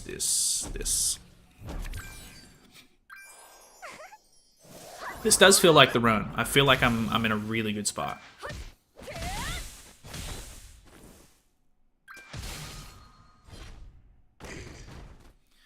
Alrighty, alrighty. We're not taking a lot of damage either, which is obviously really good. Everything is falling into place. Get some levels. Is this going to 58 or less? 58, okay. So now where you are, Pog. We get new outfits, very cool. We're at 80k CC, which is really good. My god. Giga Chad and his 2 lackeys. Oh my god. Hope he doesn't beat me to death with his stone club. Dude, she's critting quite a bit. It's actually really nice. God, so good. Killed Giga Chad in 1 move. Who do you know that can kill Giga Chad? Nobody. This red mono, kind of the best unit in the game. I don't want to jump to any conclusions or anything, but actually kind of insane. All right, what do we got? Getting a lot of shop currency built up, I think. Or, well, maybe not a lot, but a decent amount. Well, actually, it's not not nearly as much as I thought we had. All right, so now we're getting close to maxing out Super Awakening, which is really good. Characters by chance? Probably not. Passives. Decreases all enemies attacked by 7% for each ally on the battlefield. That one could be kind of nice for tankiness. Decreases all enemies' crit resistance and crit defense by 7% for each ally on the battlefield. This is actually going to be kind of nice. I think we're going to go with this. That should help us crit more. 95k, looking pretty solid, I think. Okay, baby. Let's do this. Let's do this. He doesn't have buffs. Let me look at his stuff as well. So he does applies an effect which decreases the hero's defense-related stats by 50% for 2 turns when the ultimate move gauge is full. Okay. Randomly removes 1 skill when attacking. Okay. The hero recovers 30% of HP when surviving an ultimate. Okay. Increases the hero's damage taken from ultimate moves by 600%. He increases the hero's attack by 60% at the end of ally's turn. Holy. Alright, so we're going to go for something like this since we pulled the level 2. Okay. Ooh, that's doing a lot. Okay, those crits going crazy. I was really hoping that was going to crit and do, like, huge damage. Alright, here's hoping. Okay, that's not too crazy. Okay, I think we live. Okay, we live. That was kind of close, honestly, though. Okay, another level 2, which is really good.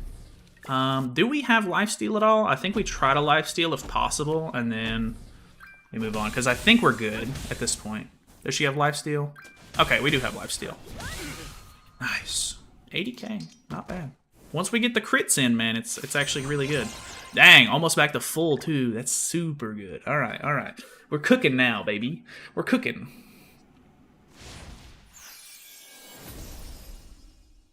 Red Mono's really good. I'm enjoying it so far. Red Mono actually kind of going kind of crazy. Wish when like newer Old Fests come back to New Fest banners, they could allow you to still buy the Old Fest for money, but cheaper instead of gems. Could be a little bit pay to win, I guess, but then again, the whole game's kind of pay to win, so I don't know. Could be kind of weird, but I could see some people getting some good use out of that. Dogetto backline is carrying me. What's his backline passive do? Kind of forget. It's something to do with like red characters. I want to say maybe like defense or something. I'm not 100% sure on that. It's been a while since I've looked at Dogetto. Meant their outfits. Oh, okay. Defense increase. I called it. I knew it. I knew it. I knew it. All right. So let's go for this. Luckily, Jericho's card is a weak point, which is really nice. They're getting kind of tanky. Not too tanky. Yikes! Holy! That was impressive. I like that. I like that a lot. Smart boy, I know. I play this game a little too much. Who should I pick at the start? A lot of people go with Red Matrona. I've been going with Blue Derriere just because she's a little bit faster. She's got a little bit more damage in the early stage, so you can kind of blow through some of those earlier stages, but kind of up to you, really. Increases humans attack by 100%. I think I might go for this. Increases damage dealt by skills with the Sever effect. Ooh, that could be crazy too, but I think we go for this. Although Elaine is not going to get any use out of it, which is unfortunate. But, yeah. Ooh. We could get the Brunhild. Increases the hero's basic stats by 12% for every surviving ally. I think we go Brunhild here. Brunhild kind of goes crazy. Plus she's female, plus she's human, so we get a lot of synergy here. I think it's the play. Boys, I think it's the play. I think I can avoid Super Awakening Stars all the way up to the end if we stay left. So that could be kind of nice. So we'll go for the shop. Out of curiosity. Freya is pretty interesting.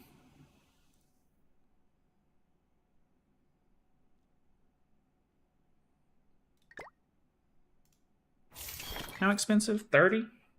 Out of curiosity, what's the passives first? Goddess restores HP, unknown. Okay, so that's not really that great. Freya's not human though. Not human. Probably not going to go for her then. I think we go for levels.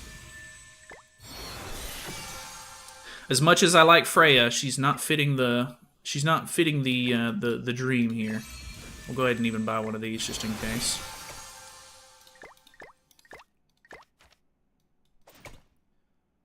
Alright, so I guess I could technically do this one and then go left. Is random battle? Is it safer to do these, I assume? Yeah, normal battle. We'll go normal battle. Wish me luck at the DK melee on floor 3 end with red Matrona, green Awaken Mono, Awaken Roxy, Ragbon, level 80 max, Super Awaken, and max ults. 2 out of 90 on Wrath Stone. Okay, yeah. It seems like you have a pretty good setup. Level 80 is a little concerning, but altogether, I think you still might be able to do very well. Because it seems like you've got a good, strong team going. Make sure you inspect him and read all of his passives and everything first. Definitely try to know what you're going up against. No, AoE.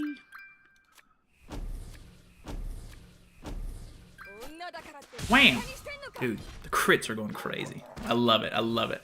Restarting with a human and that buff is basically in-game. Oh yeah, I could imagine that. I have a choice between Tyr and Red Gother. Oof, that's kind of interesting. Tyr's pretty nuts. Red Gother rank up could be kind of cool though.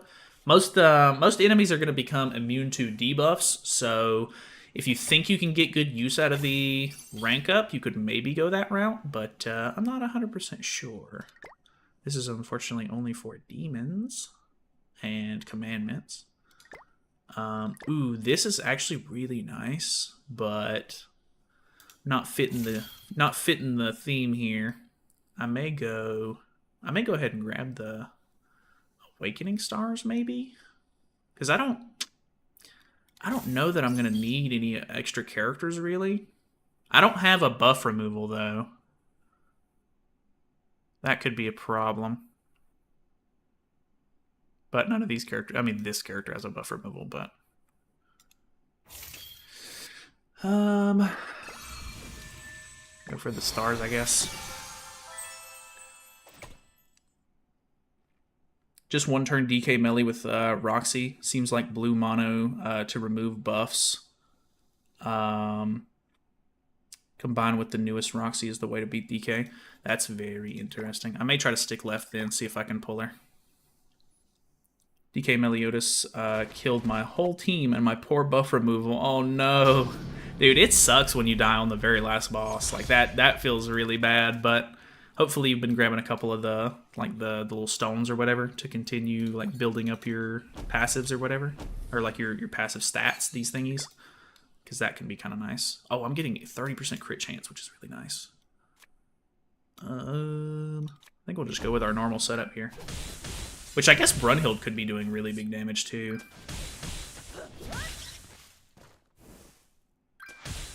Ah, not quite a one-shot there. I don't know the CC on him yet. Roxy wrecked him. I just Matrona removed his buff removal and her flood one-shot. Dang, that's awesome. That's good to hear. Yeah, I'm getting a little scared on my own run then because I don't have a buff removal character. So that might end up being a bit of an issue. Gained 4.5 million box CC ever since I joined your Discord server. Hey, that's awesome. Good to hear, man.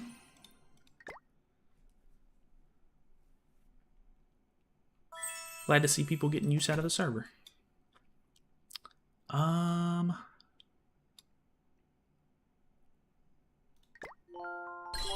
level 87. I might not be able to hit level 100 if I don't go for this, but I also want to check this character stage. I'm kind of in a weird spot. Ideally, if I'm confident in my own characters, I should go right, but I don't know how much the buff removal is going to matter, and I'm getting a little scared about it. I think I'm going to risk it and go left, just in case I can pull the Roxy. You really need one? Okay, that's a little bit more assuring then. We can try to use any of the currency we have to roll for a buff removal then. The real Fraudrin! No way! Ooh, this is a hefty fight.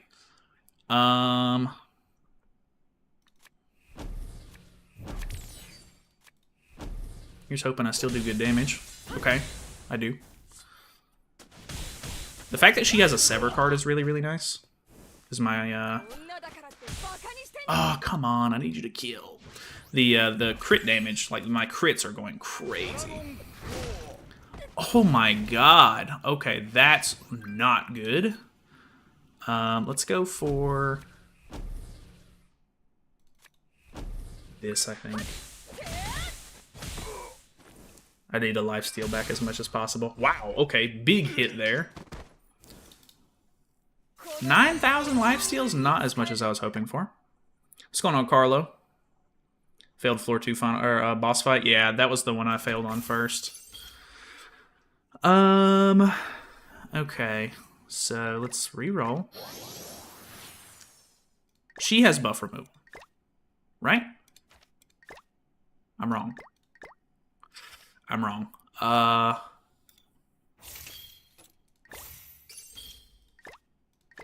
Reroll again.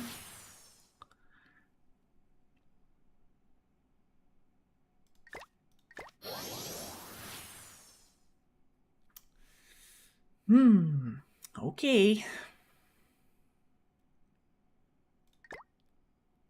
Does he put debuffs on you? Because if he does, I might go for Arthur in the back line.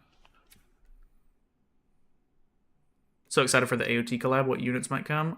From my understanding, I think it's supposed to be a new Levi and a new Aaron. At least that's what people are saying from the leaks. Have you ever tried Doritos with sour cream? Best food combo. Really? I'm not a big fan of sour cream. So that's pretty interesting. Which Roxy and Mono are the ones we should be looking for in the human team? Awakened Roxy and Blue Mono, I think. Like the blue unawakened Mono. He kind of does. He puts ignites and a stat lower. Okay. I think we'll go for this then.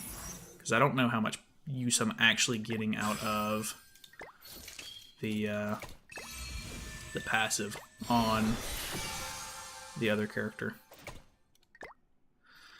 Level 90. I do get to go first. This might be a little rough.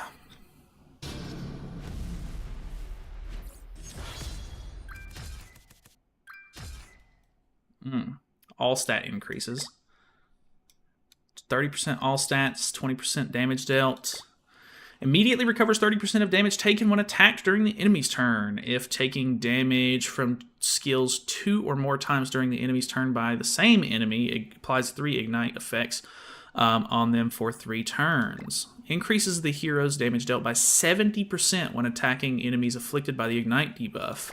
Applies debuff immunity on the enemy with the highest remaining HP at the start of every turn for 2 turns. Okay. For each orb filled in the ultimate move gauge, when the hero increases rank of, uses, or moves a skill, increases damage dealt by 10% for 3 turns, up to 5 times. If there are 5 or more ultimate move gauge orbs, recovers 30% of max HP. The hero gains a buff. Oh my god, there's just too much to worry about. Increases all of the hero's stats by 15% for 2 turns if the hero's skills rank up. Okay. So that's why he got those, because he got 2 silver merges, I guess. So, is he debuff immune? Okay, he's not actually immune to the other buff. What is it? This one, this one. If taking damage from skills 2 or more times during the enemy's turn by the same enemy. Okay, so...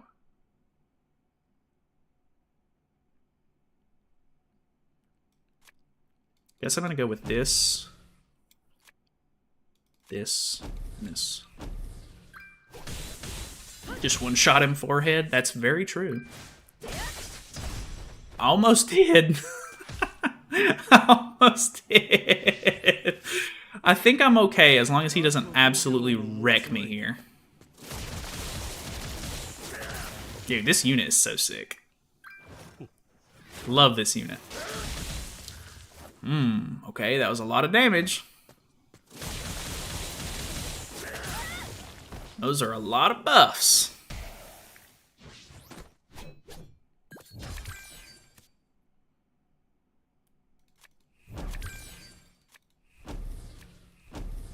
I think we're okay, though.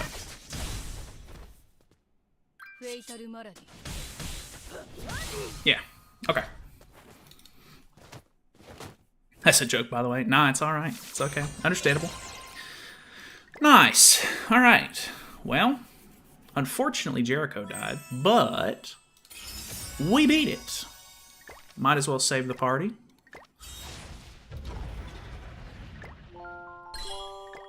%, or 30 diamonds. That's actually kind of nice. Have you had a Nutella and honey sandwich? I'm not been a super big fan of Nutella. I haven't eaten it a whole lot though. I think we actually have some Nutella downstairs. I really do like honey. I really like Uncrustables has this like peanut butter and honey sandwich that's really, really good. I don't have it too often, but those are actually really, really nice.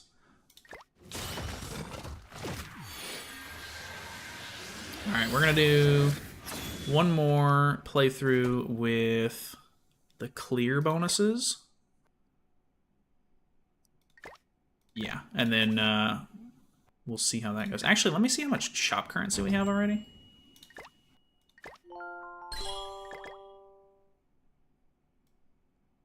Oh, I gotta buy both. Okay.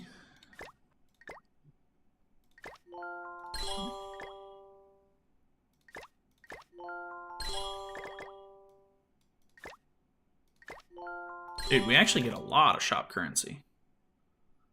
Yeah, that's really good. Holy. Okay, okay.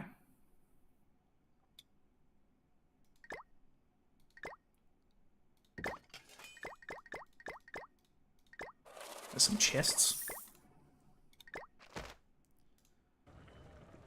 Okay, not looking too bad. Overall, you do get a lot of currency. That's a lot. Iku was saying that you get a lot. I think we go for Brunhild here, because she is cracked at the video game. And then we will go with Awakening Tears. And then we can get that female passive. Ooh, we could go for crit damage, though. Human heroes attacked by 100%. I had some pretty good passives, actually. I feel like I'm going to go for female, so that way, in case I find non-human females, I'll still be in a decent spot. 1.5k, yeah, I know. Uncrustable's the best thing ever. Yeah, I know. I don't see them too often. My brother ends up buying them every once in a while, and I'll go over to his house and he'll be like, "Try this," and I'll be like, "Okay, you got it."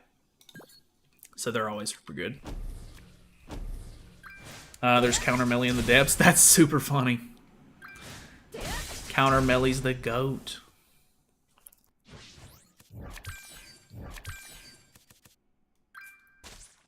Should be pretty... Oh, wow, patience on that. Should be pretty easy peasy going through this the second time, now that we have some like starter buffs and decent stuff. Did your brother play the game? He used to when it first started. I think he stopped around the time Goddess Liz came out. So not super far in, around like the 1-year global anniversary, if I'm not mistaken. You seen an LR Escanor, or was his lies? I don't think you can get LR characters in this labyrinth at all. Like even if you found like green Escanor, I don't think you could get him to LR rarity.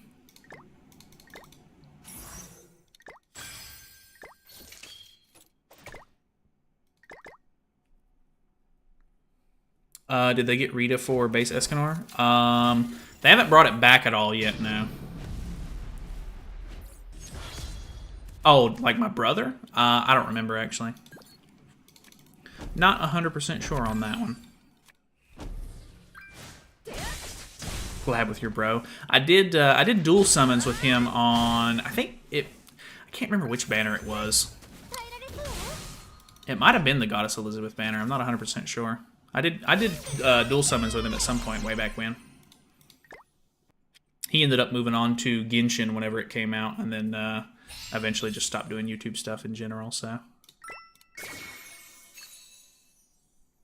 Link that vid. I mean, you'd have to search it on the channel.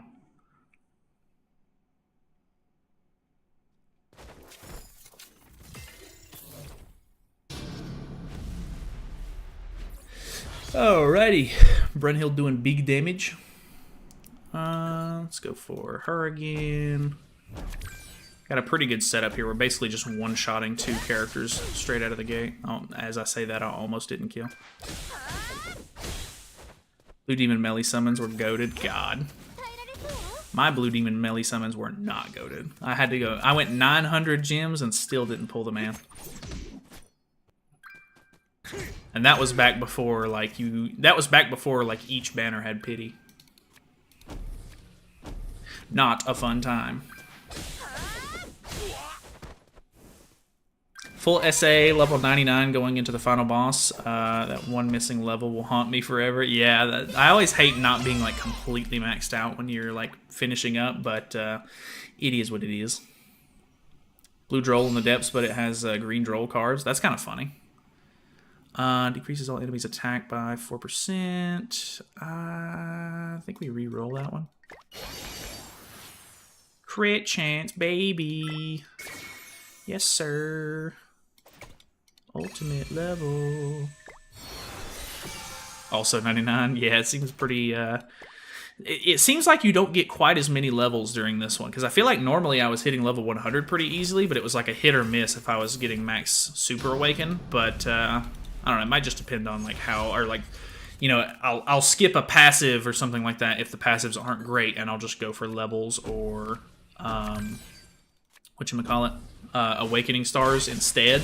So I guess it just depends on the luck of which passives and stuff like that I roll whenever I'm going through the shops, if I end up being maxed out or not. Level 100 in the depths, if that's what you guys are meaning. I'm just level 80 for the DK melee. Oh, I mean, yeah, as you go through the depths, you'll definitely get the rest of your levels, I think. But I think just being level 100 at the beginning of it is kind of nice. Just like being maxed out, like at the start.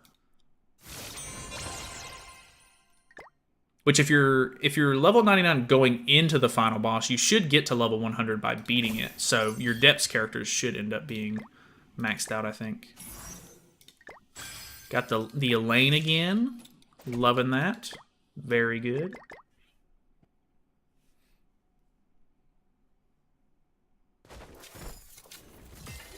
You should really still keep uploading on your second channel, especially the keyboard video. I really enjoyed it. ASMR vibe.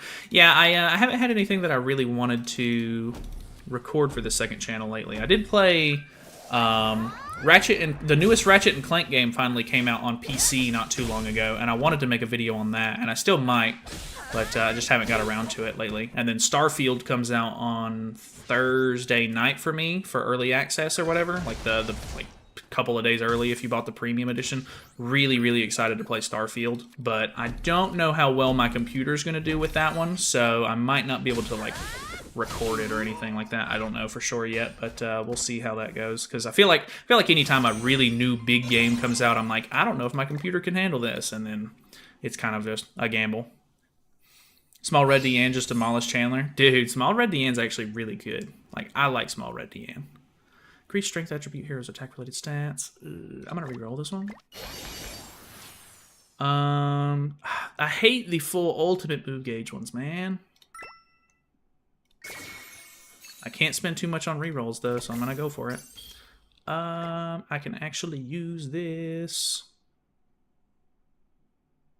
Yeah, sure. It's something. Just having a backliner is nice. Can't get a passive here. Out of curiosity, what are the characters? Nah. I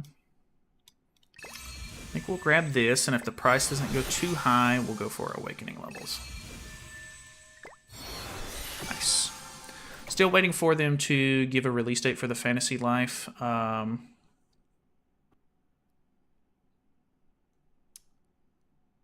Girl Who Steals Time. It's a Switch game. Girl Who Steals Time. Not too sure on that one.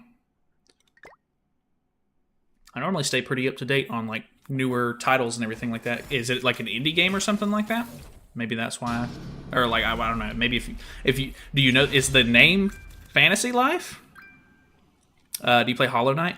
I've started Hollow Knight twice, but I've never like been able to commit to it long enough to actually beat the entire game. I really want to though. I have it downloaded on my Steam Deck. I'm gonna try to beat it eventually. As much as that is a very big toss-up. Nice, Chandler down in one turn. Pog. Things are going very smooth. Hollow Knight is really good though. The community behind Hollow Knight, like God, everybody who plays Hollow Knight is like in love with that game. Do you think Winter Awakened Valenti is worth it for the early stages of Lab? I think somebody was telling me that she's actually pretty good. I don't know that she would be super great. She has some decent utility, which could be okay in the early stages, because a lot of the early stages aren't like debuff immune or anything. So you might be able to pull something off with her, at least for a little while. Or like if you're going for like a catastrophes team, she might just help in general with like the synergy that you have going. So may have to just experiment with that one a little bit. I don't have too much first-hand experience with that one. Elden Ring videos, knowledge, game's not that dead. I think I did a video talking about like my experience with Elden Ring on the second channel, but yeah, I haven't played it since like the first big wave of it, because I 100% of the game. I have all the achievements in the game, but I'm just waiting on that DLC to come out before I hop back into it. Was a good game though.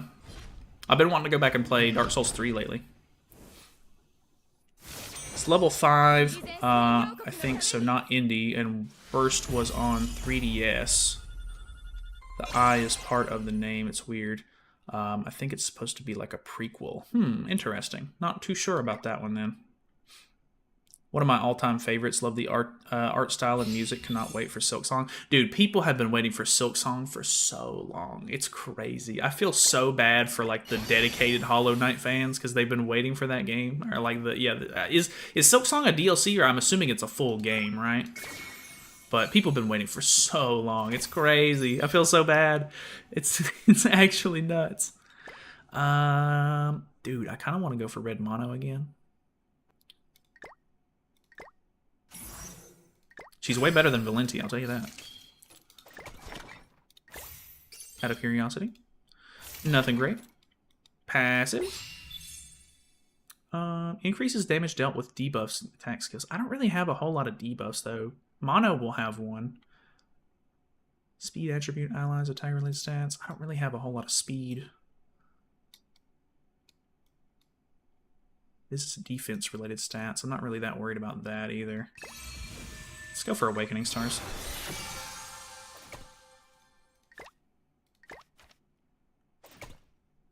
I'm having to reset because of the bad pulls of characters. Yeah, I didn't get the greatest characters on some of my middle runs.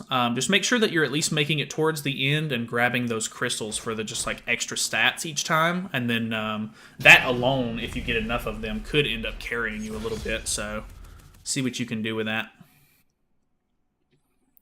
Didn't 100% the game, only New Game Plus 4. I think I'm on New Game Plus 4 as well, if I'm not mistaken. But I think I'm only on New Game Plus 4 because I had to restart the game to do the different endings to get the achievements for the endings. And I think there's 4 different endings, or maybe there's only 3. I can't remember. So I'm either on New Game Plus 3 or 4. I can't remember. Rampaging Melee in the depths. Wrecked Matrona. Oh, really? Rampaging Melee's so cool. Berserk Melee or whatever. Or, well, I guess he's technically not Berserk, because technically Assault Mode is Berserk. But yeah, that Melee's super cool. I really wish we would have got him as a unit. He would have been sick.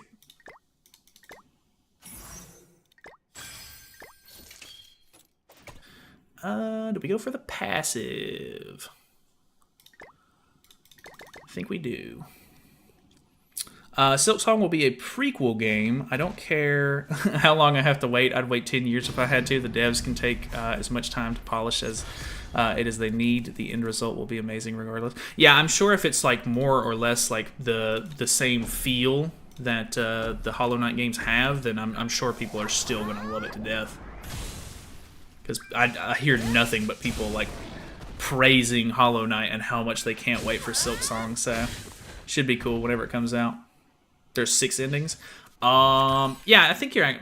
Yeah, I think you're right. I think there's only achievements for like three of them or something like that. Maybe that's why I'm confused. Because I definitely remember. I think the flame ending is really, really cool. Since she pretty much served her purpose, so I replaced Matrona with Will of the Holy Sword Excalibur Arthur. Yes, he is here in the depth shop. That's funny. Oh, should you? I guess so. I mean, better than having him than a dead character, so probably.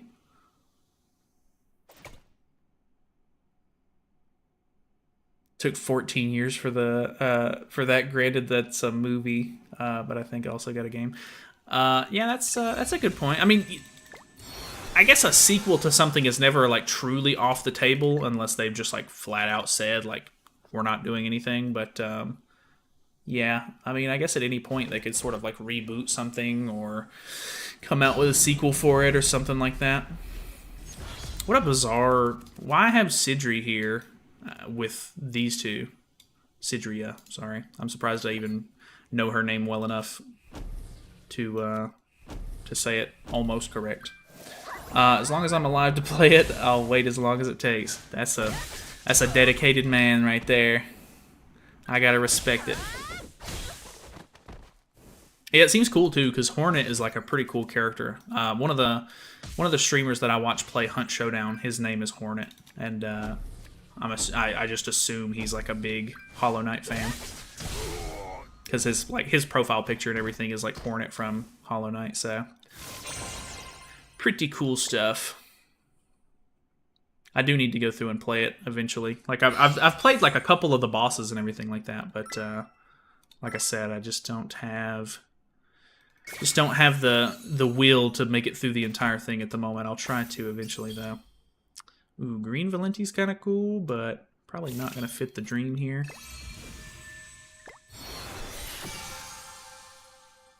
Sidria, pretty popular.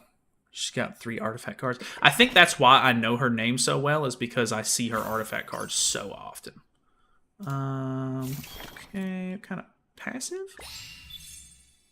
Ultimate move gauge is full. Okay, I'm not going to pick those then. Let's go ahead and grab this gem. This is the attack gem. Love that. I almost want to go for levels, but we still need more Super Awakening as well. We're about to go into floor 3. So we'll see how this goes. 83k. I think we had 90k or so whenever we got to this last time, so I don't think I'm quite as well off as I was, but my team is still pretty good.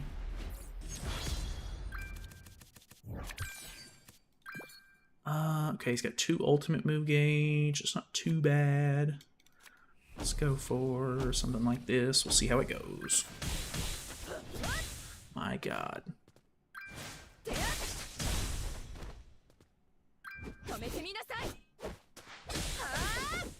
Nice. That was really good. 1, 2, 3, 4.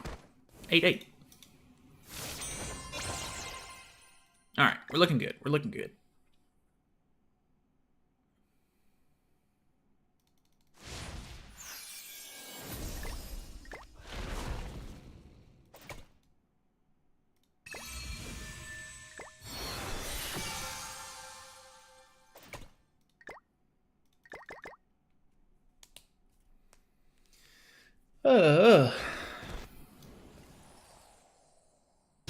Not the headless knights. Boris of all people.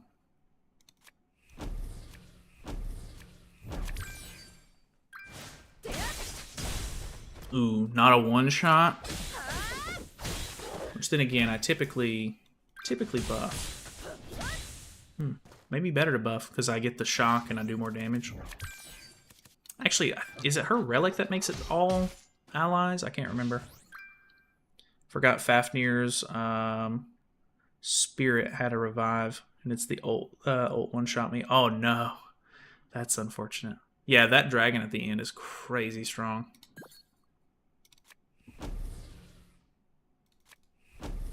Actually, I can do this and merge.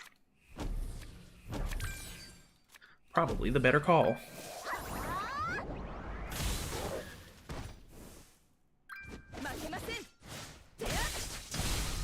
Nice.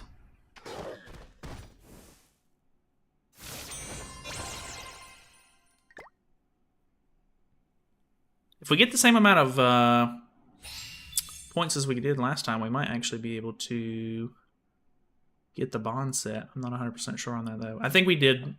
We fought Chandler a couple of times, and then we only did 1 full run, so I'm not 100% sure whether or not all of those currencies came out of 1 run. Probably not. Remove the hero's debuffs, fully heal. Oh, Overcome Crisis is actually really strong, but I don't really have anything to stop me from dying beforehand. Defense is kind of crappy, but take what I can get. I really want to get tier, but I don't think that's the smartest option. I really want to go for it, though. Because we could do some like really cool AoE stuff. I'm going to try it.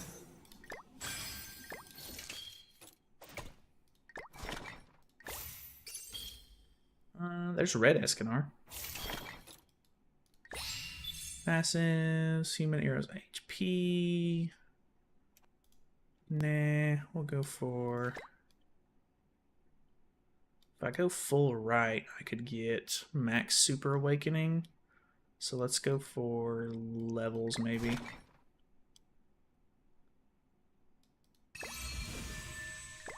So we're a little bit behind on levels right now.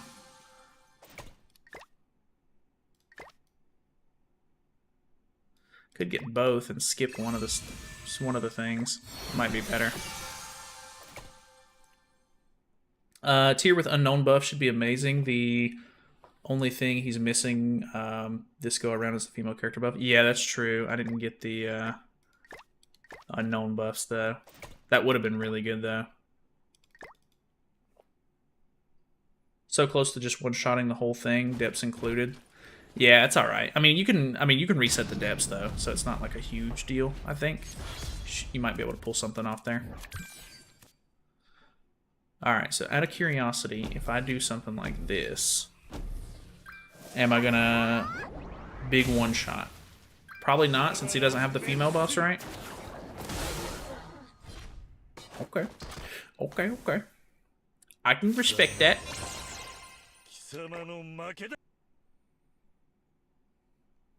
That was pretty good. I kind of like that. Ooh, the Roxy.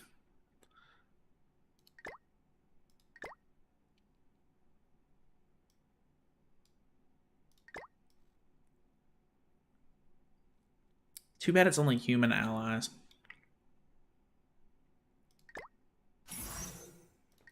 Still really good, though.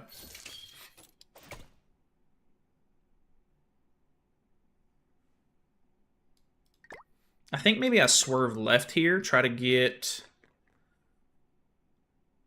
If I can get another really good human to replace Tyr, I could have like a really nice setup here for the depths.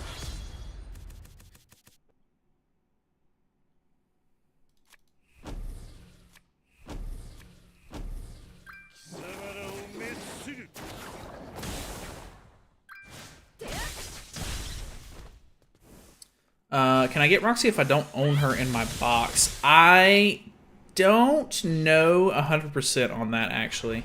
From my understanding, like, the very first set of characters that you pull are, like, predetermined. Like, you can get them even if you don't have them. But I think that if you don't have a character later on, you can't pull them, because some people weren't able to pull Mael in the last season.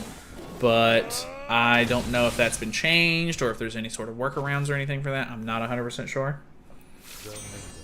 I would assume not, though. Just try and supplement with the other attack buffs in rotation. Yeah, true. Maybe. Just got Scotty and Crazy Roxy on floor 3. DK is for sure dead. Nice. What happened? Oh, was I just spamming right click there, I think? Alright, we'll go left.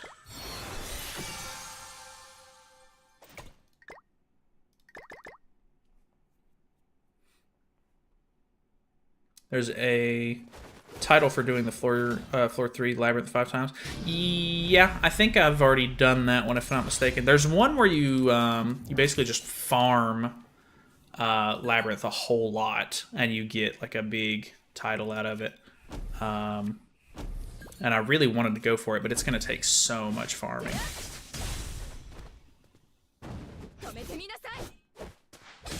Not sure I one-shot Chandler here, but Roxy might surprise me.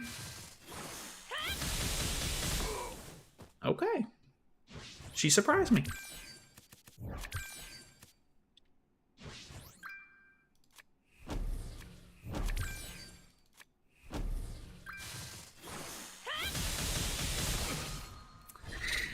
That is a crazy Roxy for you. Looking good. There's a title for beating the depths 300 times. A battle. Don't think it requires beating the dragon at the end. Yeah, there's one for like picking characters like a whole bunch of times and stuff like that. I don't know. There's a bunch of stuff. I need human female if possible.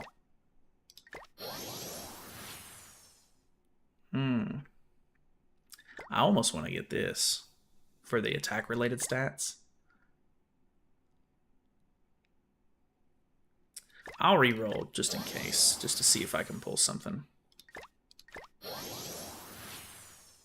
I think we drop the Tyr, I guess.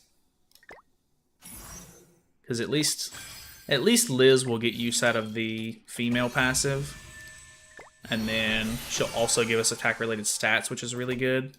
Level 81 is a little bit concerning, but I think our damage is really, really good with Roxy, so it shouldn't be too bad.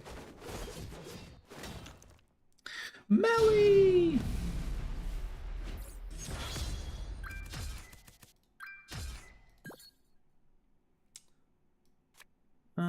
So we go Pierce here.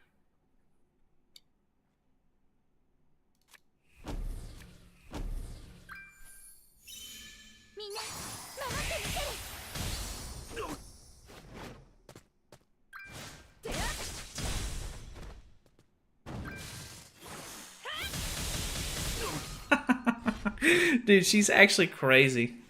Master of the Depths. Maybe that's the challenge I'm thinking, or the title I'm thinking of. I'm not 100% sure.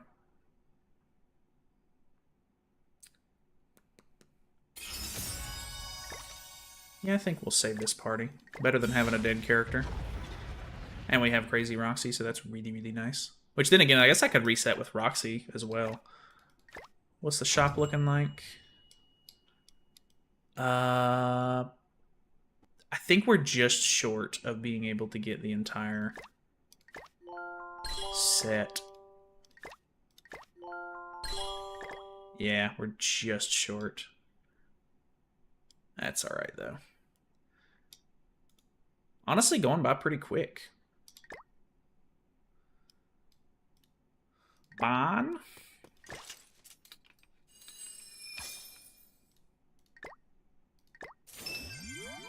Yeah, really like that outfit. That outfit's super cool.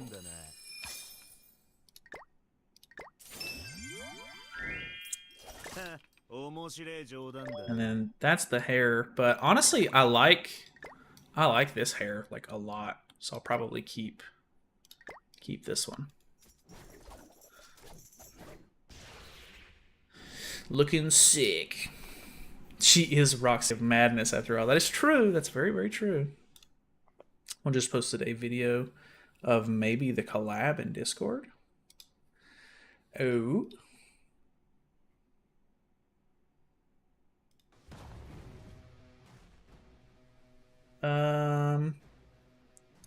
Is this from the last one though? Like, we have already had the AOT collab once. This looks like footage from the first collab.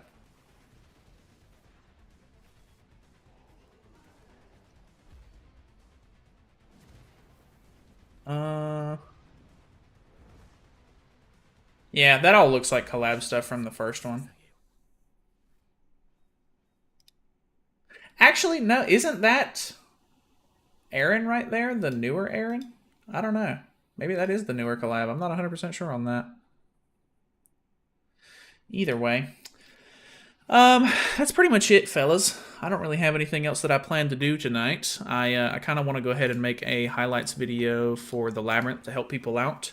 And then I'll probably mess around with Matrona a little bit in the morning whenever I wake up, and I'll try to post a video for that as well. And then maybe, I mean, I think somebody said they've already announced the live stream. So if that is true, we will have those 2 videos out tomorrow. And then, yeah, live stream on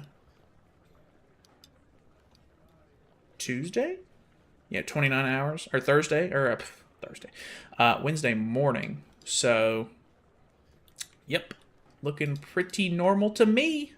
So, should be fun. But either way, we'll obviously be live for the announcement and everything, the live stream when they do that, and we'll be reacting to it. So if you guys are around, of course, I know it's really early in the morning for me, so I don't know if it's going to be the best time for everybody, of course, because of time zones and everything like that. But if you're around and you want to chill and hang out and react to it with me, you are more than welcome to come hang out. So you guys have a great night. Hopefully it was a fun stream. I do appreciate all of you guys coming by and chatting with me and everything while we sort of mess around with the update. And yeah, thank you so much for watching. Feel free to subscribe if you're new or you haven't already. And I will see you guys later.